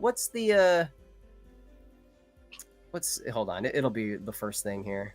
It's off of that it's one of those, again, the 90s is all this decadent stuff. What is that story of the actual person who got some high school person to kill her husband? Jeez. This was, Pamela Smart. That's what it was. Pamela Smart. And so, she had this thing with this high school student, and she got him to kill her husband. And, it's totally in line for like a Hollywood movie, but it really goes to show, you got this character who is handed everything, really, has everything she wants, but she's not satisfied with it, and it literally leads her down this path.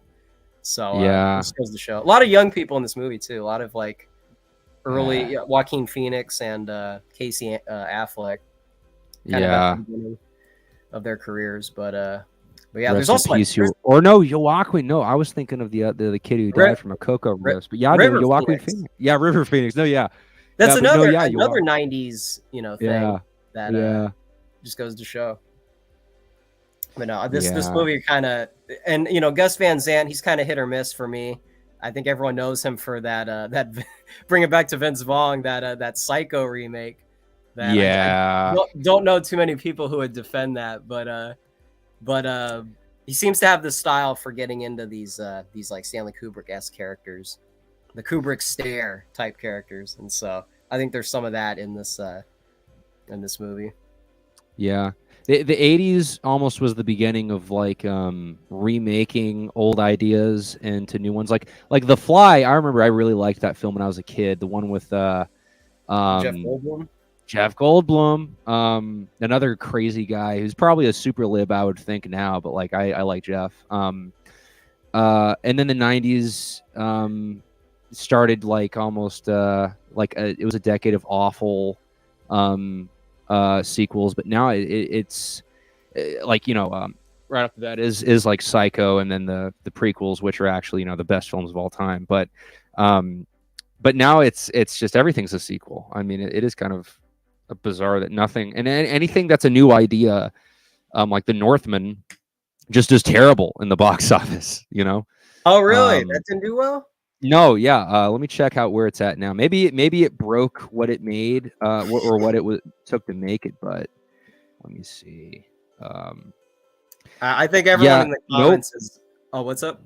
No, yeah, sorry, no, yeah. It was 70 to 90 million budget, and then it made 68 million back. So terrible. Oh man, no, I didn't realize. I thought the Dissident Right had all the cachet in the Hollywood department, man. This isn't. Well, at least we know there's more of us than we thought. There's the $68 million worth of us who went to go see that. That's right, man. Now we're gonna swing elections pretty soon here, but first we get the box office numbers. Yes. But money talks. That's right. No, it persuades for sure. I think I don't know. I've talked way too much about Heathers on this channel. Oh my gosh, dude! I love that movie. I heard you talk about it recently, and I love that movie. It's the anti John Hughes. It's yes, the death of the '80s, the '80s, ushering in the the '90s decadent. Seeing high school for what it really is. This it's exactly just the Heather girls, Heather Duke and Onward. It's that same Nicole Kidman character. It's all these cutthroat broads, pulling their weight, and then Winona Ryder just wants to be a normal chick. But again, this is the real red pill. Okay, we're gonna be so back when everyone figures this out. Winona Ryder is kind of a bad protagonist because she wants to have it both ways when she's trying to walk this dance between like being with the Heathers and being with Christian Slater. It's like, listen, man, Betty, what's that? What's the nerdy girl, Betty Fink or something? Oh, the girl with the glasses who gets like sidelined in the middle of the movie for no reason. It's like she recognizes, it's like, look, I'm not going to be the top dog of the high school. I'm not gonna compete on this playing field that's not made for me. Just keep a low profile like you're supposed to do in high school. You're supposed to just keep it cool. Yeah. Don't try and like get in anybody's business. And it's like, that's what your main character attitude should be. But Winona Ryder, she's got, way in over her head, going after Christian Slater. It's like, how you gonna kill Heather in the first 20 minutes of the film and then call foul when he wants to go after the other one? Like, this is just absurd. Like, what? How you're basically encouraging him at that point, saying that, oh, this is so funny, haha. What if somebody killed Heather's? And it's just like, we're supposed to feel sympathy for her for being in over her head, but it's literally costing her, like she says, a body count in the death sense. But it's like, I don't know. There's way too much sympathy for the Winona Ryder character when she kind of instigates. She wants to call Christian Slater radical. She's the one putting it all on and saying it's no big deal until it costs her something. Yes. So a lot of funny business there, and so. Yeah, okay, Vingle, I think we're back. The latter half. Okay, ignore that latter half, not important. But yes, we're Betty Fink pilled. Okay, this is the real protagonist of the film. Understands the hierarchy, doesn't want to, punch outside her weight class, and so we were talking about the mids versus the pause GF.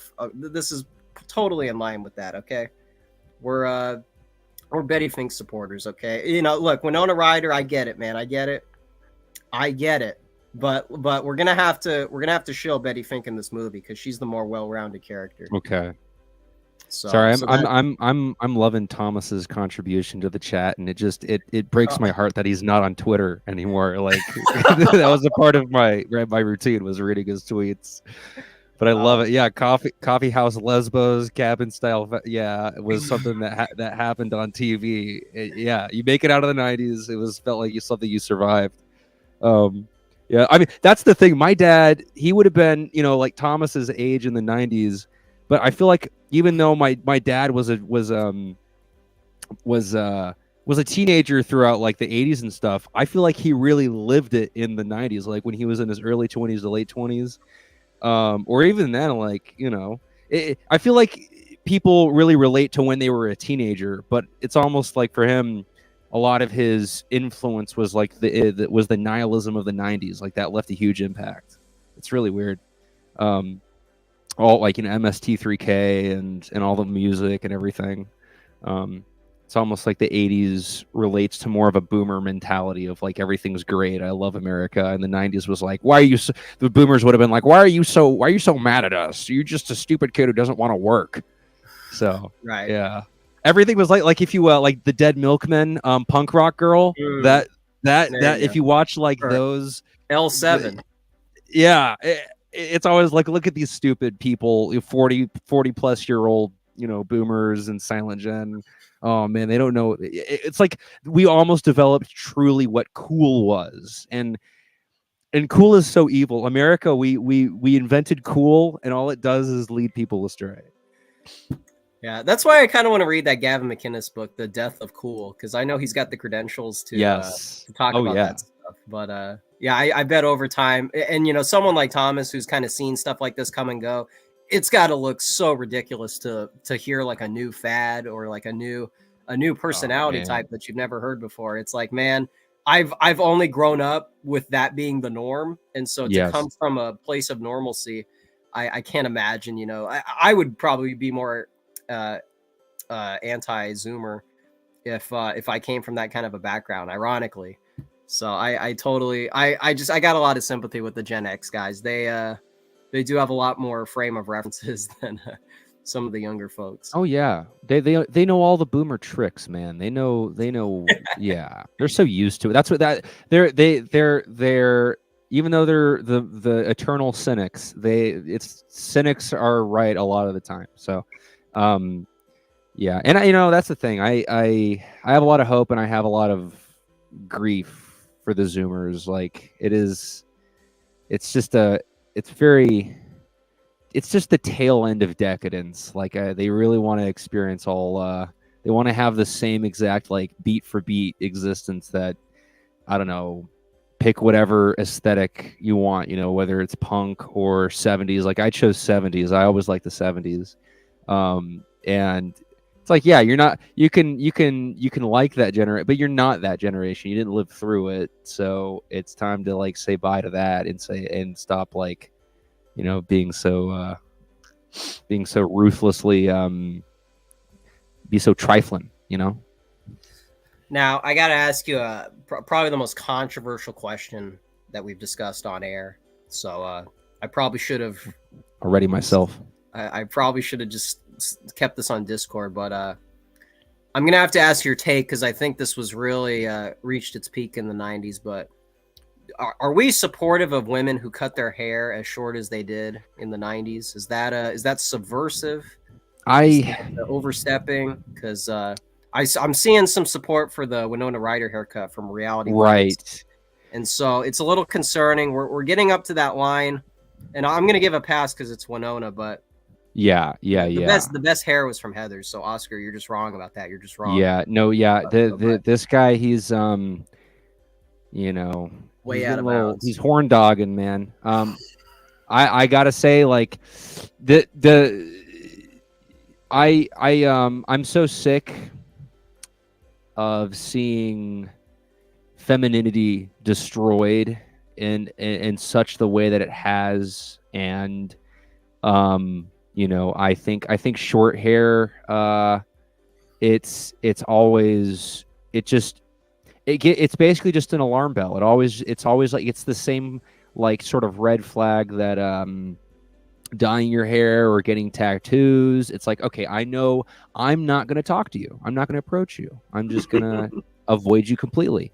Because I know what you're trying to get at with the short. If you see old women with short hair, they do that because they don't want to deal with that, and that's fine. Like there are situations where and obviously, a certain tribe of people, the women, they cut their hair. So there's situations, but generally I hate the attack on femininity in America. We've destroyed it. We've malformed it much more than we have masculinity. So I would say I would like to see women actually just be women for once in this world. So let that beautiful hair grow. Exactly. Here, I'm gonna help Oscar here because another one is Black Swan. She's barely in that, but the hair in that scene is it's pretty ideal. Let me again, we're doing some academic research here, so give me a second. I just watched Mel Gibson in Maverick yesterday, and Jodie Foster in that, her hair, oh my goodness, I mean, just perfect. I mean, Jodie Foster's just beautiful in that, but I mean that, that's pretty good. That's pretty. So hold on, we're gonna start with this, and then we're gonna make our way through the rankings here. Okay. And kind of a relevant topic, but in this movie, Winona Ryder kind of figures out the sleeping to the top angle of the ballerina scene. And so in this movie, once again, man, kind of the opposite of Heather's. You should see her as the normal one in this movie, but because the main character is Mila Kunis, you're like, oh, who's this crazy broad that she's just mad because she didn't get the part, this and that. It's all this, mean girls bickering. But it's like, no, she's the one in the right who figured it out. She's okay. The mascara is going down. We're making it. We're back. And so like, that's the whole thing. Like people don't have that frame of reference. You have like two crazy characters as the main character. And you're like, wow, I guess crazy is normal. And all these normal people are weird. And so it's like people don't know how to watch a movie that has like a normal person in it from the outskirts. Yeah. I just want to point out another Thomas. If your tattoo is neither a windmill nor a religious icon nor military nor gangster shit, you are a massive fuckface. Yes, and I have 2 out of 4 of those. I will not say which ones, but I totally vibe with that. I actually completely agree with that. But yeah, no, that's the thing. People actually, the idea of normal is so normal. America needs to figure out what normal is at this point. Like, what is it? Like the average, liberal, those within the liberal paradigm, what do they see? What are they revolting against? Where is the evil Christian? Because that's the thing. Anytime I see like libs talk about like these oppressive conservative Christians, I'm like, where are they? Like I mean, it's not. Well, I mean, I don't deal with these people, but I see them. I see the comments about it. I see the general air about it, and I'm like, okay, well, where's the? It's almost like a secret society that doesn't exist that you're pointing to and saying that they control everything. But it's like, what's their normal? It's not it's not dead. It's not the music video of Dead Milkmen's Punk Rock Girl. That doesn't exist anymore. They're not revolting against any conservative fundamentalist Christian paradigm. That doesn't exist. Like, sorry. Yeah, that's right. You don't get your angsty 90s. Yeah, you don't get them. It's over, man. No, the death of the tomboy, the person that Prudentialist just brought on his show recently. He's so right, man. There is literally ethnic genocide happening against the tomboy. It's non-existent. They just get swallowed up by the LGBT. And it's like, look, man, I know these people. I grew up with these people. Those are my people, It's straight tomboys. By the way. Exactly. It was an aesthetic. It wasn't this like sexual identity thing, okay? And you're not even supposed to be doing 100%. That at that age anyways, so it doesn't make sense in that context. Mm-hmm. So when you got people just swallowing these people up and leading them down, literally down the left-hand path, I mean, this is ridiculous, man. Where's all our goth GFs? Where's our Hot Topic broads? They're gone. Yeah, well, where's all of our effeminate Jim Morrison's or Frank Zappa's or whatever, who's still got mad P word. They're getting every. So it's like that idea, that even that, it's like bringing out that part of you. There's no way of doing that isn't sexualized now or turned into something that's like not what it is. I mean, you know, And you know about like girl punk, you know. Oh, so, yeah. And so like, man, we had something like really cool for like a year or two, and then it turns into a movement, and it's just like the grunge thing, man. Once you give it a label, it's all downhill from there. So That's a good point. It's too bad, Yeah. man, because these people were normal, you know, relatively speaking, especially what we have now. Oh, But yeah. Oh, this is extremely normal. Yeah, Right. I mean, I can't go to a store like a supermarket, you know, that's unless it's like way out in far east, deep East Texas, where those people just don't exist and it's just country bumpkins.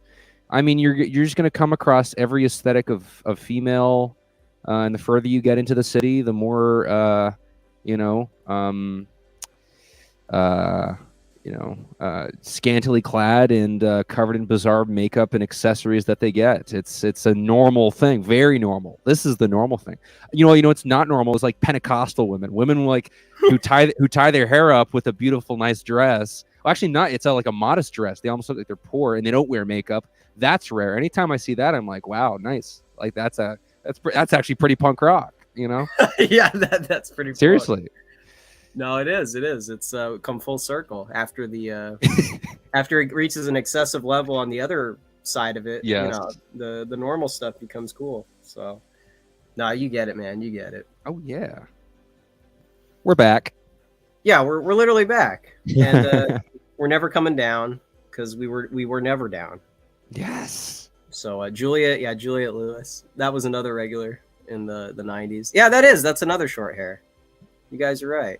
There's always something about aspects of certain aesthetics that are beautiful that I'll never downplay, you know, unless it's like scene or something like that's just but like there's always aspects of certain things that there's always some kind of beauty to it. There's beauty in the shadow. There's beauty even in evil when you're just viewing upon it, you know. Even war is beautiful, so I'm not going to downplay short hair, you know, goth GFs, you know. Naomi Watts, that's the other one. Dude, me. I'm so sorry, man. How could I forget? Hold on, pause. Oh yeah. Oh goodness gracious. Pause. Yeah. So I'm thinking we're back. So hold on a sec. Oh my goodness, dude. Naomi Watts, yeah, that's and specifically in Mulholland Drive. Yes. She brought it back for the Twin Peaks, I think. She was in her early 30s in that. That's wild. Good for her. There it was. Man, forgot about that movie is such a. If I watch that on like psychedelics or disassociatives, that film would be it'd be a bit too much. Like watching that watching that sober is a really it's like Memento. Like that's another favorite of mine. Oh my gosh. Yeah. Like if you watch that, any kind of altered mind, you're like, there's something to it that's speaking to you. It's fantastic. Not sound like a brain dead hippie, but yeah. It's ironic. She looked better without the makeup, and then with the makeup, it's very it's a little too much. It's a little. Oh, dude, yeah. Normal, yeah. Same. Yeah, I'm not a fan of makeup generally. Yo, are we anti-makeup? I would say so. Yeah. Yeah. Like, what's it there for other than to, you know? I'm Jordan Peterson pilled on that. Yeah. You're what is it, Freud? red dress, red lipstick. You got to stay away. It's supposed to represent the. Yeah, you know.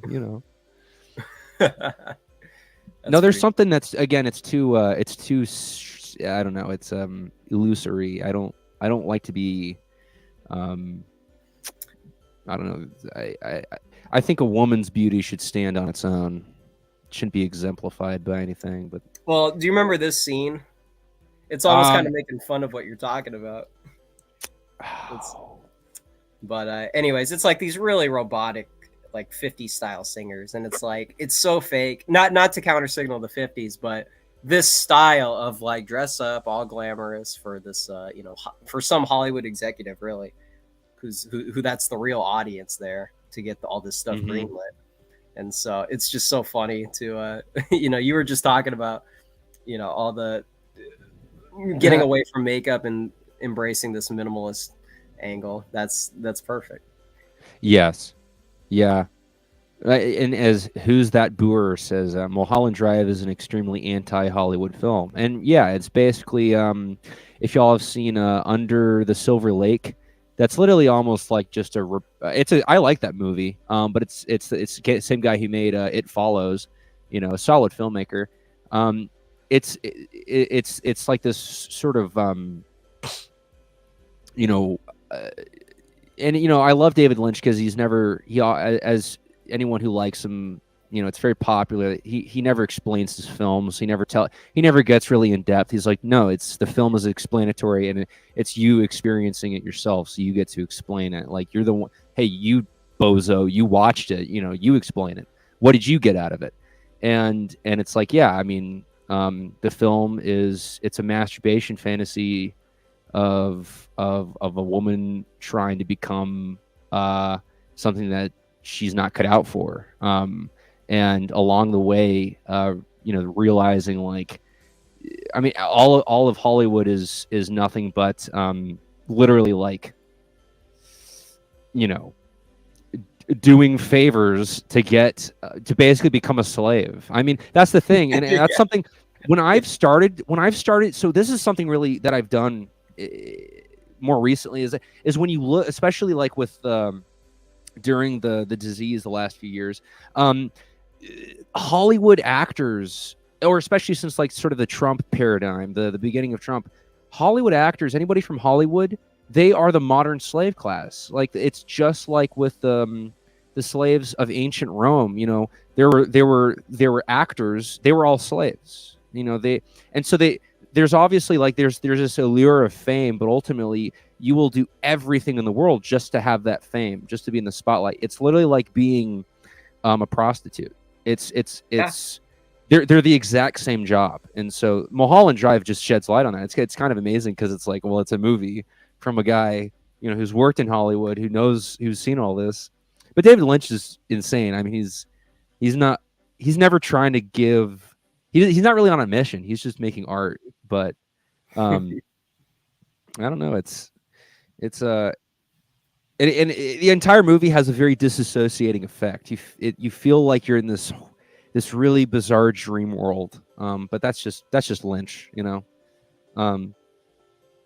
Yeah, as Lane says, love David Lynch. Even if you're an uncultured brainlet, he still loads his films with hot women. There you go. Yeah. Oh, man. Would you say that Wild at Heart is another way to kind of depict the Southern culture, or like the people in flyover states in their like natural habitat? Like, how would that line up with like what we were saying about earlier, of just showing, like, dragged across concrete, just showing people naturally? I haven't seen that one. That's one I haven't seen. Yeah. But it's funny. Nicolas Cage also plays a Southerner in Raising Arizona, and I would say, yes, that represents Southern culture. There you go.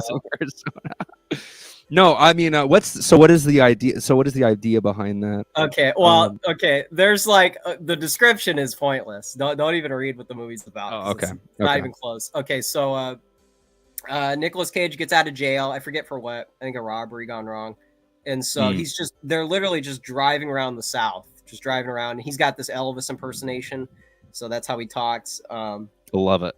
And so he's driving around, and he just keeps meeting David Lynch characters. He keeps meeting dude. Okay, this is already my film. I need to watch this right now. And what's really perfect is, like, the movie constantly, whether it's something on the radio or a conversation somebody has, they're constantly talking about the crime wave that's happening in the early 90s. They're constantly talking about how, like, America is a bygone country. It's all going, it's over.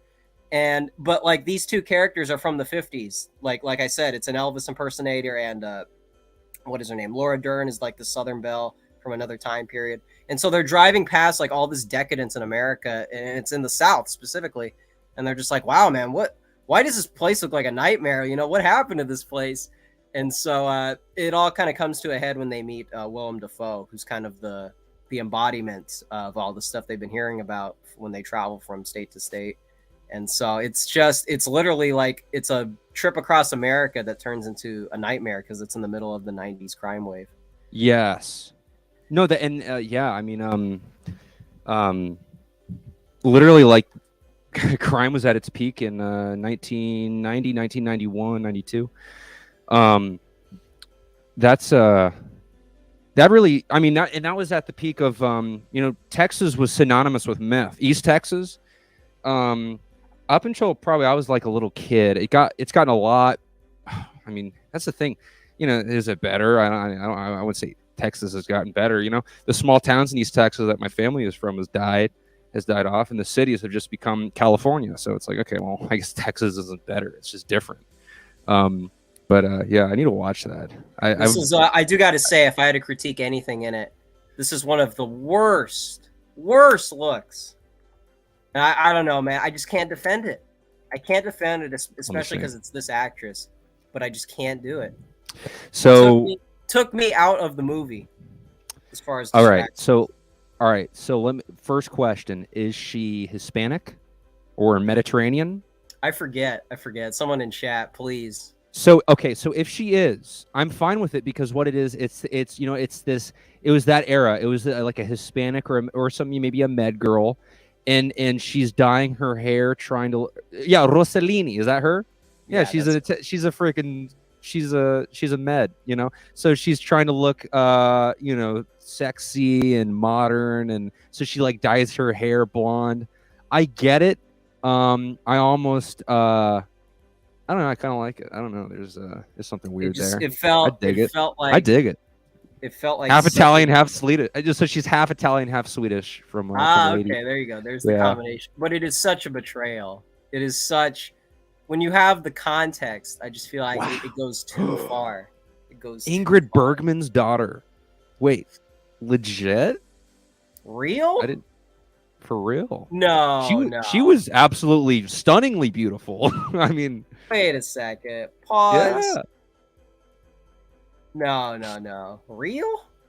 For real? I'm not gonna check this. Oh man, I didn't know that. I did not know that. That's crazy. Man. Well, see, now it's fine because her mom was super hot, and she's like, well, it's funny. So here's the deduction. So her mom was hot, and her mom was Swedish. Her dad was Italian. Where's the deduction here? Why did she end? Nah, she looks fine with the big. She looks all right. She's just old now. It's when it's the blonde wig. Though. Yeah, you're right. No, but so you're right. She's not as attractive, but I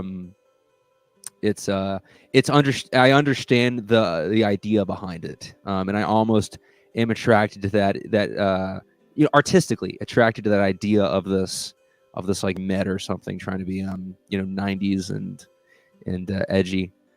Because everybody was dyeing their hair. That's like that's the thing. But back then it was dye your hair black. Right. How about that for a trend? Yeah, that's definitely an 80s picture right there with the big hair. That was such an interesting thing watching 80s films. Jay's in the wait. When was that? That was 5 minutes ago. Jay's in the chat. In the private chat.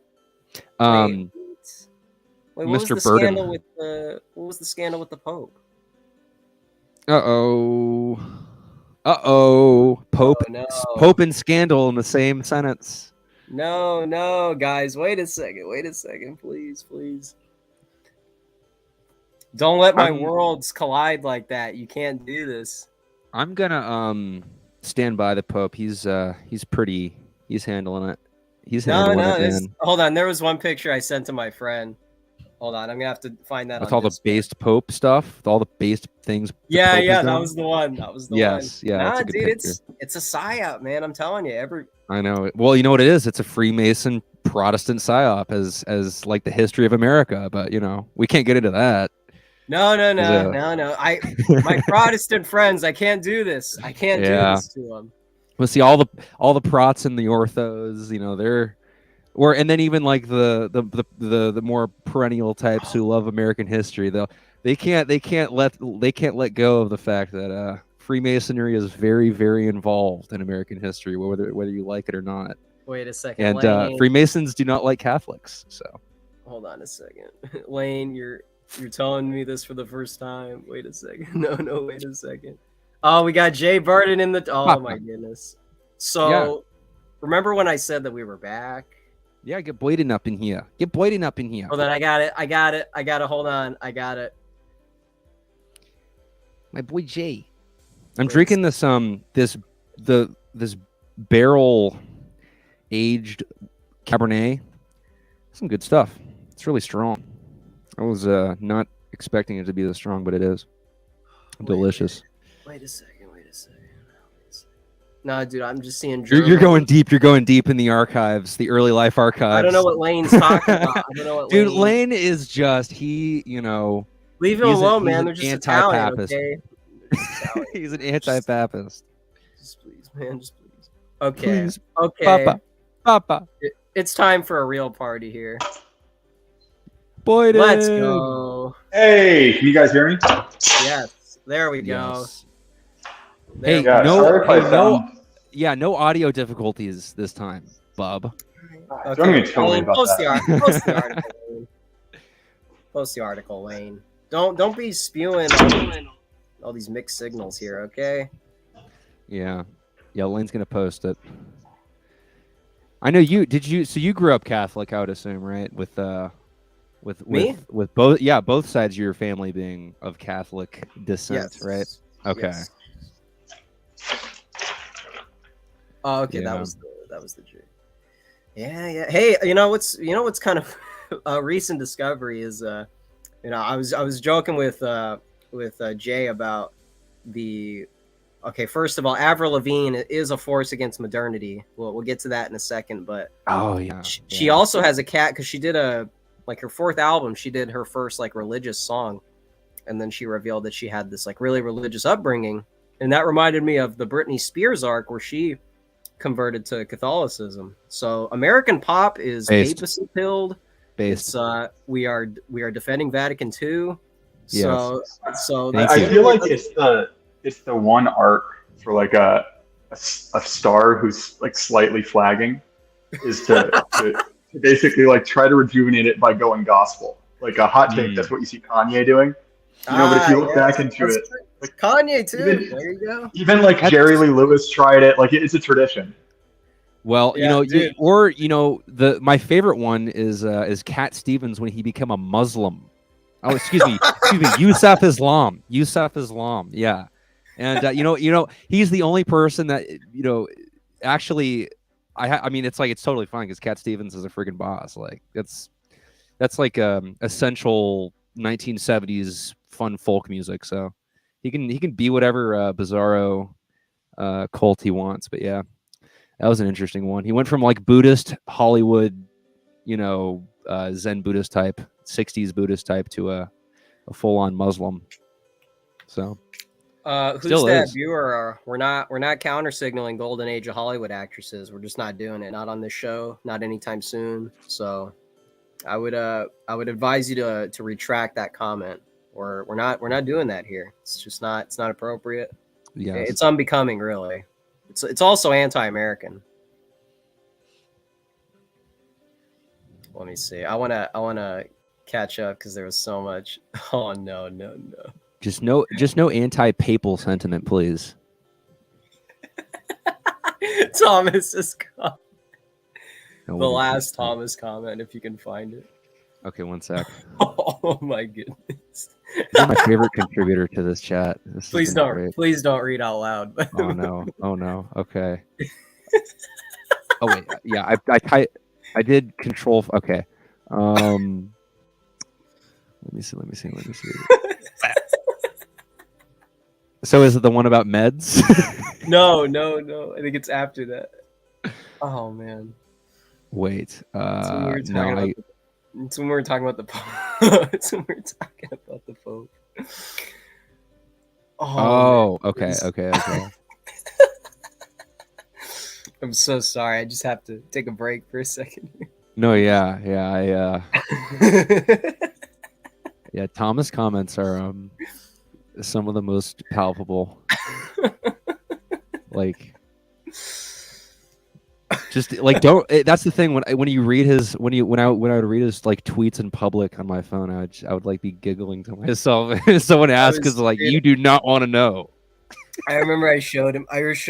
Oh man, this is such a crime against humanity. All the tweets that I didn't screenshot. But oh, I know. Yeah. He did a thread on Senny D, and I was yes, yeah. Windhoek posted that. Windhoek posted that in my Discord.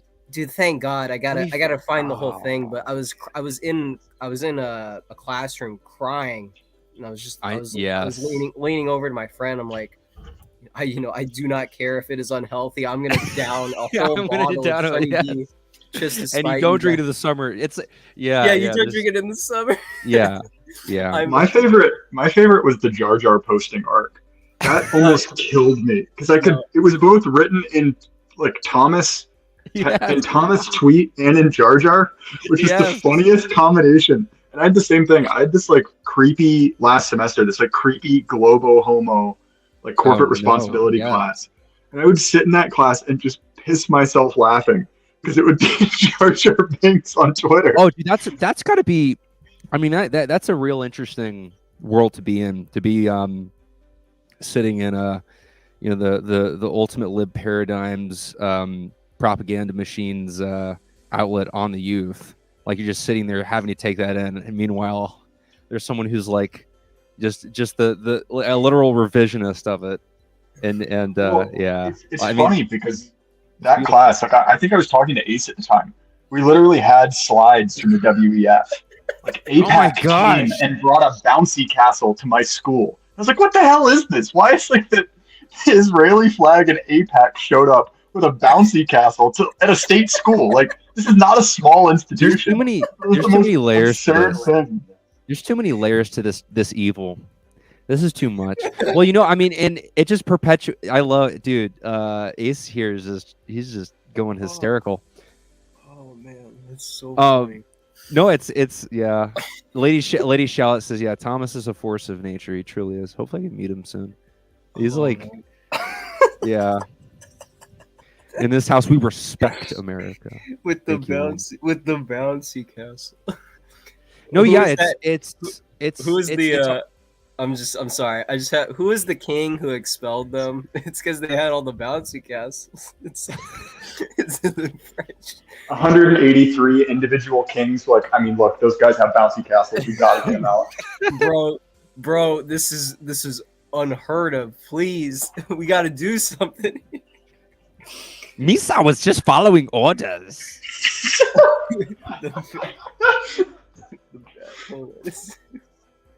I'm not drunk enough for this. The final red pill. You get to the end of a Kevin McDonald book, and you just get centerfold pieces of the bouncy castle. All Misa think is that 6 million little too much. Look up, like bouncy castle, but I want it to have like to have like Israeli flag print on it. It's an edit. It's 2016 vaporwave edit of the... Well, Ace, I think if you go back far enough through our text chain, I think I sent you a photo of it. Oh, that's right. Hold on. No, not literally McDonald's. Where's the go inside of McDonald's and they got the playpen. And it's it's an ethno Char's a revisionist. Oh my goodness. Bro, when I was a kid and I saw the prequels, I could not get it. Like I watched The Phantom Menace and my favorite part was Jar Jar. And then when I went on to the other two films, it was less and less Jar Jar. Cause like nobody like that, like there was a bunch of complaints about him. And so Lucas took him out of the movie and I was like, this is terrible. Phantom is my favorite because it has Jar Jar.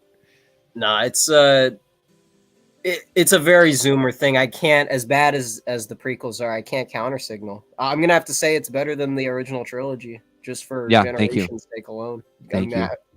But I might have to lean towards Revenge of the Sith overall. I mean, it might have to. Wow, that's the Zoomer verdict. Because it's the Anakin stuff, man. The arc. Wow. I can't. No, yeah. When I was a kid, I was like, bro, this is so it's so brooding. I thought it was epic, like seeing him just take down the kids. Like, wow, he's lost in the dark side to the point that he's a horrible maniac. I'm like, this is great. No, it's few understand this. Well, I mean, I was like 10 and I thought that was epic. I was like, this is like fucked up and wild. I mean, that was crazy because that movie was only PG. It was like PG-13. Like, take your kid to go watch a lovely Star Wars film, and Anakin's just murdering the younglings. Like, no, goodness gracious. Oh man, Jar Jar Binks as Abraham Lincoln. So he's like a double tyrant. He's dude, yeah.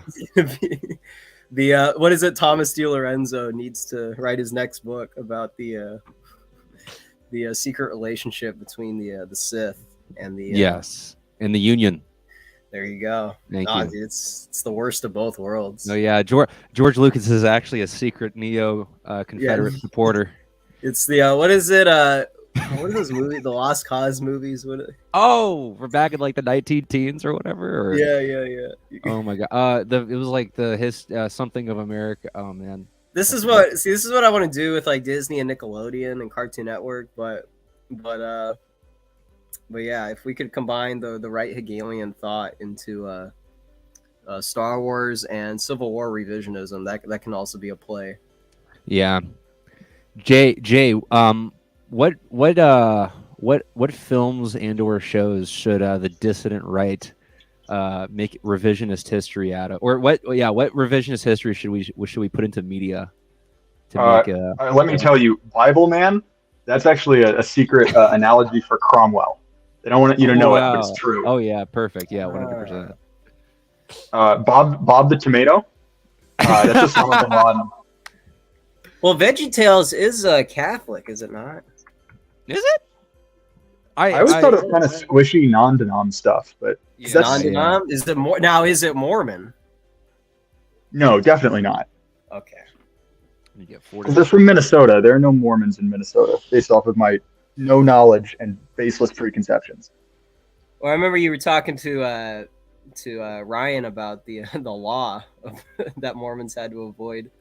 I don't know if it was a specific state, but they had to keep out for survival purposes. It was a lot of states, but I think it was still legal on the book to shoot Mormons until the 70s. I'm not entirely sure when, but I think it was 74 was when they finally struck down the law formally. With Nerf guns, to be clear, for the guidelines. It's a backyard like bouncy castle party.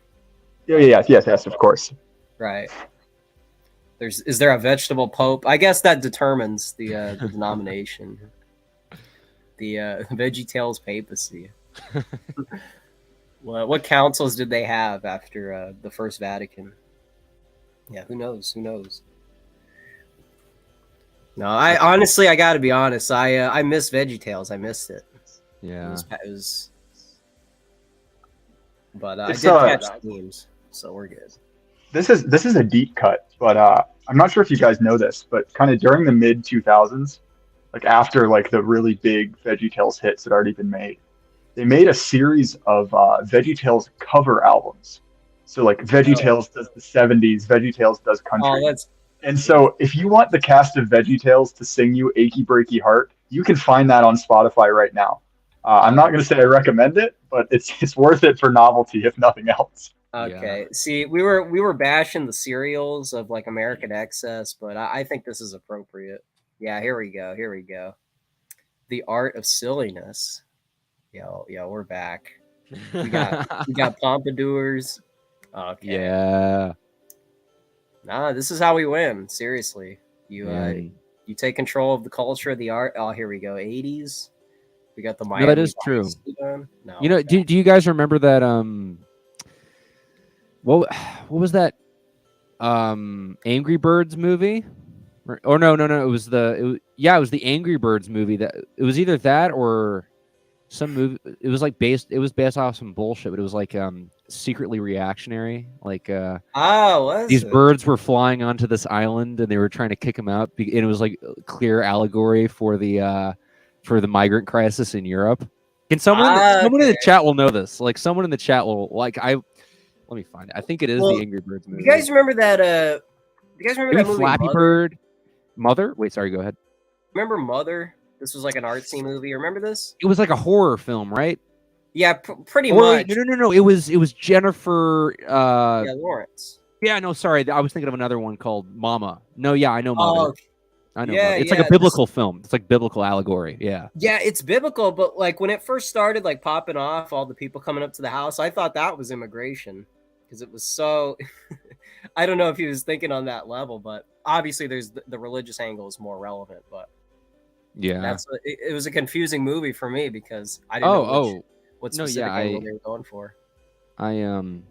I think actually I saw that in the process of like becoming a Christian, and I was like, oh, there you go, man. I was like, no, yeah, I see. I literally, it's like very clear, but I mean, it was that's the thing in a world where there's just an utter lack of creativity in modern and like mainstream filmmaking.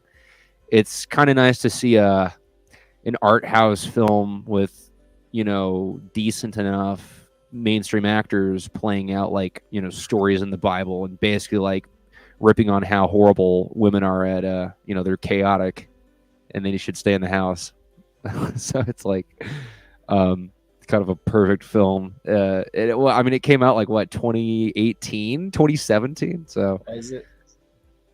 You know what's a surprisingly based movie? League of Extraordinary Gentlemen. I just watched that with my friends. And Sean Connery's character in that is the most hilarious, like sneering imperialist, and he just blasts people away. I love it. I can't recommend it enough. I gotta check that out. Yeah, I tried watching it as a kid, and I was like, "Wait, is this early 2000s?" Yeah, it was basically almost like a nostalgia film for all these old guys that boomers liked, and it was like, oh, they're getting together. It almost feels like the Expendables in a way. That's interesting. Yeah, but it's like the Expendables meets James Bond meets Inspector Gadget. Does that make sense, Jay Burden? Is that yeah, that's not a bad. Yeah. Pretty decent analogy. Yeah. By the way, sorry it's so echoey. I just moved into my new apartment, and so it's actually empty. And the pro of living in small town America is you can get a great place with 15-foot ceilings, everything included, for like $500 a month. Yeah. The downside is that place is super echoey if you don't have everything in it. Hey, I'm sorry, real quick, Ace. Yeah. So Windhoek sent the Thomas, sunny motherfucking D is a spring and summertime poison, my guy. I don't guzzle sunny D when it's 20 below with wind chill. Know what I mean? I'll never give up SD. Not to be confused with the secret Don't say that part. Don't say that. Not to be confused with. Oh, sorry. Yeah, sorry. I don't want to say that. Yeah. Oh, not to be confused with the secret. Not to be confused. Hold on, I have to pull that out. I love Thomas. Gosh, dude. Man. It's such no one has character like he does. It's so beautiful. No. He's such a rarity. He's a national treasure. I'm gonna have to go through my emails. Well, I'm excited because I'm talking with Thomas on the 21st about Protestantism, which I'm really interested. I'm doing kind of a modified version. I'd say the questions are more refined of the same ones I gave to Turnip. So I'm really excited to see where that's going to go because me too, dude. I'm a 23-year-old who knows nothing, and he's obviously so knowledgeable that I'm excited to at least even on a personal level just learn about it. Yeah, I when I had Thomas on for my Confederate show, I was like, I didn't even prepare him. I was just like, I want to talk about this and how people totally misunderstand, my ancestors. As simple as. And then he comes on and it's just like a great show of just like, you just let him talk. Just let him go at it. It's beautiful. There's always going to be something original and very endearing. And with Protestantism, no one's really talked to him about that. So that'll be fun. I really look forward to that. And you're good at hosting, so I think it'll be a great show. But Yeah, I think Sunny D is a summertime Here we concoction. go. I just got it right here. I'm gonna order some. It's about time. Dude. It's been so hot and dry out here in Central Texas. There we go. That my hands are like peeling. My hands are peeling from how dry it is. I've never had this. I'm from East Texas. I'm not used to this. Yeah, look at that. Look at that. I'll never. Oh give my up gosh. Not to be confused. Sunny motherfucking D is a spring and summertime poison, my guy. I don't guzzle Sunny D when it's 20 below with wind chill. Know what I mean? I'll never give up SD. Not to be confused with C. So true. And it's so true. Tommy, we love you. And I don't know if Thomas is like he doesn't like to be called Tommy. He's not a Tom. He doesn't look like a Tommy. He's strictly Thomas. He's strictly Thomas. Distinction. Yeah. But yeah, man, I can't believe how long we've been going here. This is insane. Yeah, this is your longest show. I think so. Because I would probably somewhere around that. Yeah. I used to have a like 2.5 hour video from last Friday, but it's not on YouTube anymore. So that's unfortunate. So I think we broke the record, but now we're gonna break it again because it's technically not available. So that's true. Yeah. So, but that's pretty funny though. It's too Too many. What was discussed in that video? Just it's too disinformative for the masses. Not enough information. We weren't talking about the Reese's Puff, the meatball cereal. So so we're leading everyone astray. When did you talk about the thing specifically? Was it like later in the show? It was later. Yeah, it was like 40 minutes in. Okay. It's like, man. So what does that mean? Somebody watched 40 minutes and then said, "Wait a second." That's crazy. You know what it was? You know what they did? It's like some kind of algorithm picked up something and then they sent it to Amazon's Mechanical Turk and hired like an Indian to go through the entire video for 10 cents an hour. And then and he's like, "Oh, well, this is bad word." He questioned the thing, so yes, this is not good. And yeah, that's literally what happened. Like, I would bet money. I would bet 20 cents. I'll go hire a Mechanical Turk Indian. Do you know what Mechanical Turk is? It's an Amazon service where you can hire third world people to do menial tasks for you, and Amazon owns it. Please look it up, everybody. This is what YouTube does. Now, I'm sorry. I just red pill. It's a giant. That is what they do. That is literally what they do. So enjoy. You can make money going. Dude, oh my god, Amazon is pure evil. Oh my gosh, I had to bet money on what the Antichrist is. I would probably bet that. All right. Let me see. We could wrap up. I just want to make sure if there was any questions. We went on the most tangents I think we've ever had, but that is. I love it. Oh yeah, that is me. That is complicated. Yeah. I think that was when we were talking about Avril Lavigne, so that's perfect. Have any of y'all seen Rossellini Weird Shot Films? Oh, her short films? Whoa, no, I haven't even seen that. She dresses up as larva. Interesting. I feel like a lot of actors and filmmakers kind of get their, like, they make a really good short film and sell it to some studio, and they're like, "Oh, okay, this guy knows how to do it. We'll hire him. He hits every beat. We can pay him a little bit of money, and then get." Well, isn't that how Neil Blomkamp got famous? That's what he did? He did a couple like sci-fi shorts on YouTube. I think got him pretty big, and then they just handed him movies. Right? Chris Nolan made Following, which is a fantastic, it's the best kind of indie film you could ever watch. Oh no, that's Insomnia. No, yeah, but Following is just basically about a guy who gets addicted to following people, and then he realizes it's like there's this. It's a really weird film, but it's a black and white early 2000s indie film, and it's like Chris Nolan, and it's very low budget, very like philosophical. I think it's only like 70 minutes long, but I remember watching that when I was like 12, when I was getting into movies, and I'm like, ooh, this is really thought provoking. I'm smart. But yeah, it's I feel like a lot of if you look at any major budget film these days, there will be like the director will have directed like 5 films, and then 1 or 2 of them will normally be like some weird indie film he made early in his career before he gets noticed or hired or whatever.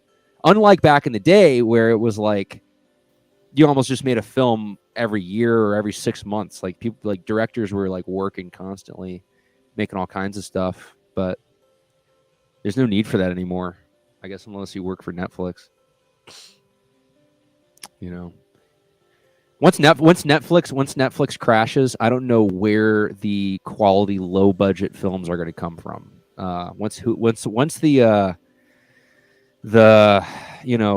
tech giants of Netflix and Hulu collapse, it's like they don't really make money on that stuff. So it's going to have to come from the masses. We're going to have to make the indie films. Yeah. No, I mean, that's the thing. It's like I remember Red Letter Media, they made the point about, what was it? Paddington. Not that, but it was, it was Paddington's the bear movie. What is it called? That is Paddington. But what are they talking about? No, hold. It's who's the all right? Ray Romano tennis movie. One in the Paddleton. So Paddleton is one of the best films of the last few years, and it was some low budget film on Netflix, and it was clear it was fulfilling this one little niche of people who like thought-provoking, relationship-focused drama films. And I'm in that bracket, but it's a very small bracket of emotional, drama queens. And Jay, like, I think Jay probably watched it, and he's like, he loved it. But they made the point, like, dude, this film is made for a very small amount. It's not going to make money. It's almost there to get people to get the Netflix subscription so they can go watch the couple movies they want. But once that's gone, yeah, who's making those movies? Blue-haired feminists in college who get like a scholarship or some funding. It's going to be a bunch of crap. Once again, I would say the Kevin Smiths who make the Clerks, like, that doesn't exist anymore. And I was gonna say, like, we would have to fulfill that role. We would be exactly. Clerks. Right. It's barely been fulfilled. And you know what it is? Shit like fucking what's the 80s nostalgia show? Stranger Things. That almost it tickles that little part of people that likes ooh, this is nostalgic and different and weird. And it's been years since I watched like the first season, but it was like people, there's something about the aesthetic that they like of like, there's a nostalgia aspect, but it's not like sanitized, and it's very like, it feels like a what's the movie from the 80s, the Goonies. It feels like the Goonies, but yeah, there's no lower budget films that really, scratch that itch, and they're far and few between. The one that I can think of is A Ghost Story. That's one that was a few years ago. That was, I'm pretty sure, probably a small, low budget people, but it's like it's not like, I don't know. It's not as like cool as the 70s or 80s when it was almost like a real initiative, like people getting money together so that they could go make a movie. That doesn't exist. So I think there's plenty of shit to market off of at this point. Like, you have plenty of things to make a movie about. It's just not happening. Like, just look at Crumbling America. There's probably many. Like, what I would recommend to everybody is, I know I'm going off here, but go watch Bicycle Thief or Bicycle Thieves from 1945, late 40s. And it was made in post-war Depression Italy. Go watch that, because that's like, it's free on YouTube. That was Italy. Yeah, it was Italy during a Great Depression, their own depression, and they've always been in a depression, but and they still made it. They didn't. Nobody was getting paid, but they made the movie. It happened, and it was beautiful, and it's one of the best movies. It's so great. It's about a guy trying to get a fucking job in recession era Italy post-war, and his bike gets stolen for the job he needs to do so he can make money for his family, and he's got to run around the town to find his bike. And it's like, dude, you should imagine just making the equivalent of that these days. Imagine how Right. far you could go. But yeah, so get inspired, people. You know, make art. Fucking do something.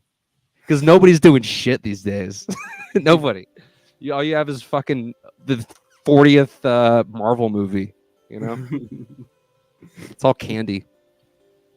That's right. No, we'll have more cereals in no time. Don't worry about it, man. Exactly. All We right. need more Avril Lavigne's, okay? That's right. That's what I'm trying to say over here, okay? People don't understand, man. There is so much nuance. You could And literally you know what? She's a secret papist. Her name is Avril, which, you know, it's April in Spanish, right?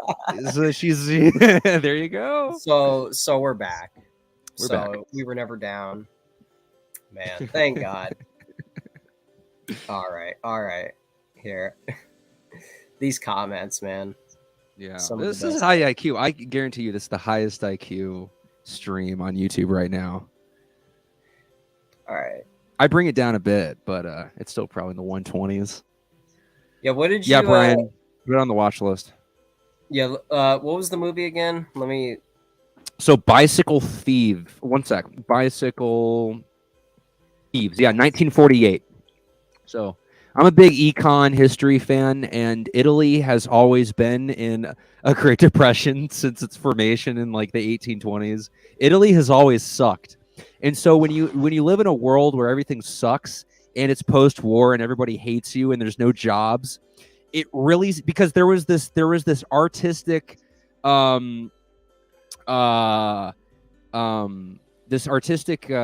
trend style that was around in Italy at the time called neo-noir.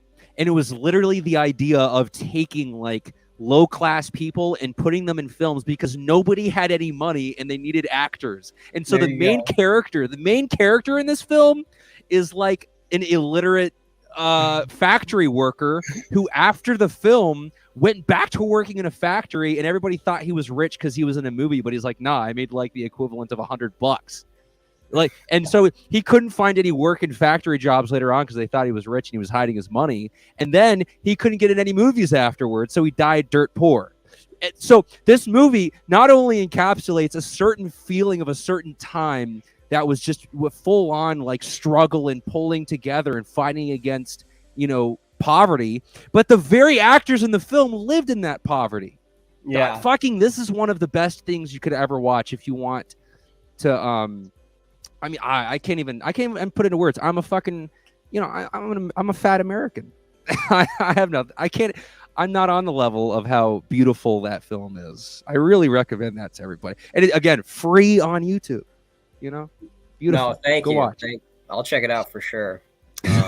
No, Oscar Toe, no, you're right, man. I'm telling you, man. It's the Elvis movie is going to be the thing. Okay, you see this Ryan Gosling Barbie teaser? That's the other thing. But we'll get to that next year. That's going to be next year's movie. But this is it. This is the current thing. Yeah. So remember this. We're gonna have to. We gotta unite the. Well, okay, maybe not that, but we're gonna be using that in a certain context. You know what we need to do? We need to unite the Sunny D drinkers. Okay, that's true. No, we're all. That's what we can. That's what we can have in common here. We all love some SD, not to be confused with Instincts. I can't read German. I'm more of a Romance language guy. You know, I'm not a Germanic guy. A German romantic. Yeah. A pious type. Yeah.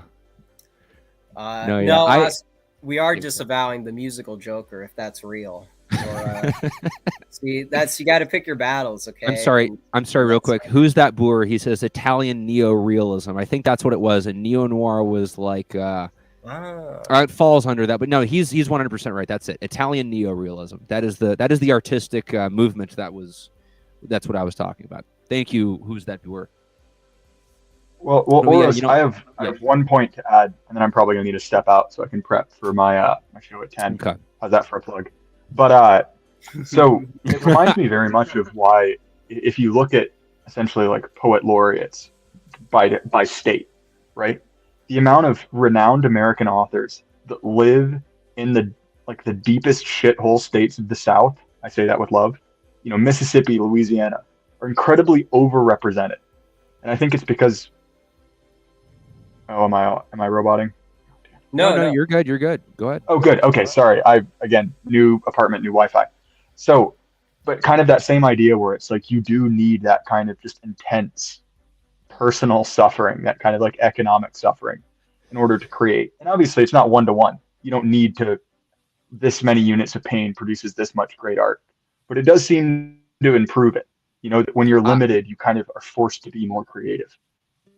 I think I would actually double down on that. I mean, I would push further in a direction. I don't think you can understand life without suffering. You have to have something in your life. Like, say you're born rich with a silver spoon in your mouth. Yeah, don't just carry on the same life that your parents did. Double down further. Suffer. Like, that's what creates beauty. And that is why the best art in America comes from the fucking South, whether it be white or black, or even like the Tejano music of the 70s and 80s which was totally forgotten about, but was fantastic. It's always has a root in, you know, life can suck sometimes, but we pull through. Like, literally the best music, in my opinion, of just the 20th century was founded in the black man's suffering, or at least his poverty. And you know, I know a lot of people would disagree with me, whatever, but it's any Delta blues. That's the origin of a lot of American music, and you can't have that without understanding like what it means to be poor, what it means to deal with death or abuse, or, you know, not getting that job to take care of your family. I completely agree, and a lack of that, and an overabundance of decadence and stuff. What does that lead to? It leads. I knew this since I was 9, and I'm not smart. But when I saw Iron Man, the first, you know, Marvel movie or whatever, part of this trash, I was like, what is this? Like, I don't like this. I like the I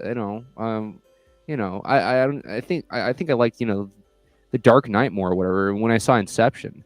But it goes back to the cereal flavors. It's like, that's America at this point. Like, okay, I don't want more cereal.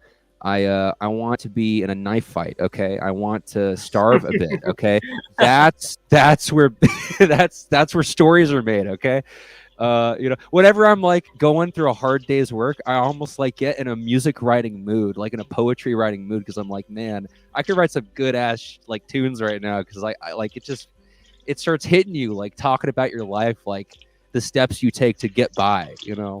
So I completely agree. And the South has always had that because it doesn't have the abundance of what the North has always had. Not to downplay the Yanks, you know.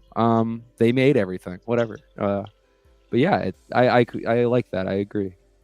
The urbanized. All right, gentlemen. Urbanized. I'm gonna have to step out, but thanks for letting me hop in. It was a good stream. Yes. I look forward to the show with Thomas. Take it easy, man. Well, thanks. All right, night, y'all. Later, man. Good night. Everybody follow Jay Burden on YouTube. Okay. That's J. right. Dot space Burden. Yes, he's all right. We're gonna be signing off, but before we do, we gotta end on some kind of a high note. We gotta, you know, there's a lot of there's a bunch of ways we could do this, and so I want to thank, you know, everybody in chat. King Sports Cal, I remember you. Thank you for tuning in. And Oscar Toe, Brian E, of course. All you guys. Yeah, I love your chat. High IQ chat. This chat, man, I'm telling you, these guys know what's going on. And yeah, we've had Mutant here. Mutant is my favorite high IQ schizo above all. So glad to see you, Mutant. Yeah, man, these people make it worthwhile. So all right, we're going to be signing off, but before we do, just want to remind everybody, this is the kind of energy we're going to be emulating in the next year. Maybe not just Correct. yet. It might be a bit too early. I'm already there. Okay, or I just got to tighten my abs, and I look, yeah. No, but this is you. This is you. This is me right now. Just with more of a lazy eye and it's less beautiful hair. Yeah. Right. And so yeah. So this is the attitude. You know, we started.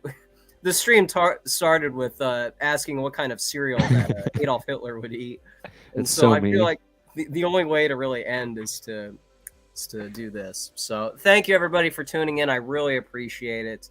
Wasn't gonna do this at all, and then and then And it then it just happened. happens. Imagine that. You know, it's the All right. spontaneous nature of the Zoomer. So thank you guys. Also, everybody go subscribe to me. Oro's That's right. Here, post. let me get your stuff here, if you don't mind. Okay. I'm gonna find all your details. Hold on. Yeah, Everyone's here. I have a Find My Friends. So I'll just here. I'll send that. I'll send that to you, and then You know what's funny is throw that in there. Thomas isn't on the Find My Friends. We gotta. He belongs in there. Here, do Here, you have a I'll private link? I'm trying here to. you go. Here you go. Hold I'll on put a that sec. in the private Okay. Hold on a sec. StreamYard. 1 second. Pause. Yeah, Pause. Thomas should be at the top.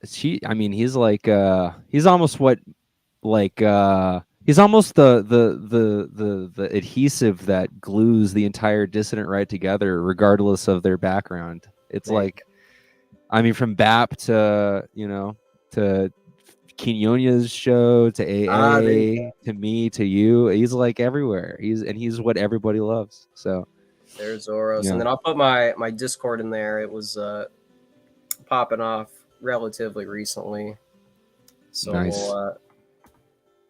we're just keeping everybody in touch.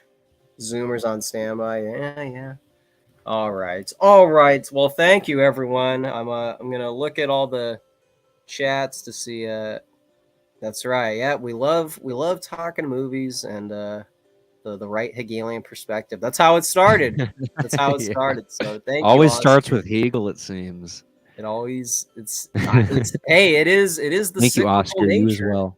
after all. So it's very Hegelian for that to be in rotation. Correct. But thank all you guys. You guys, man, you guys are the best.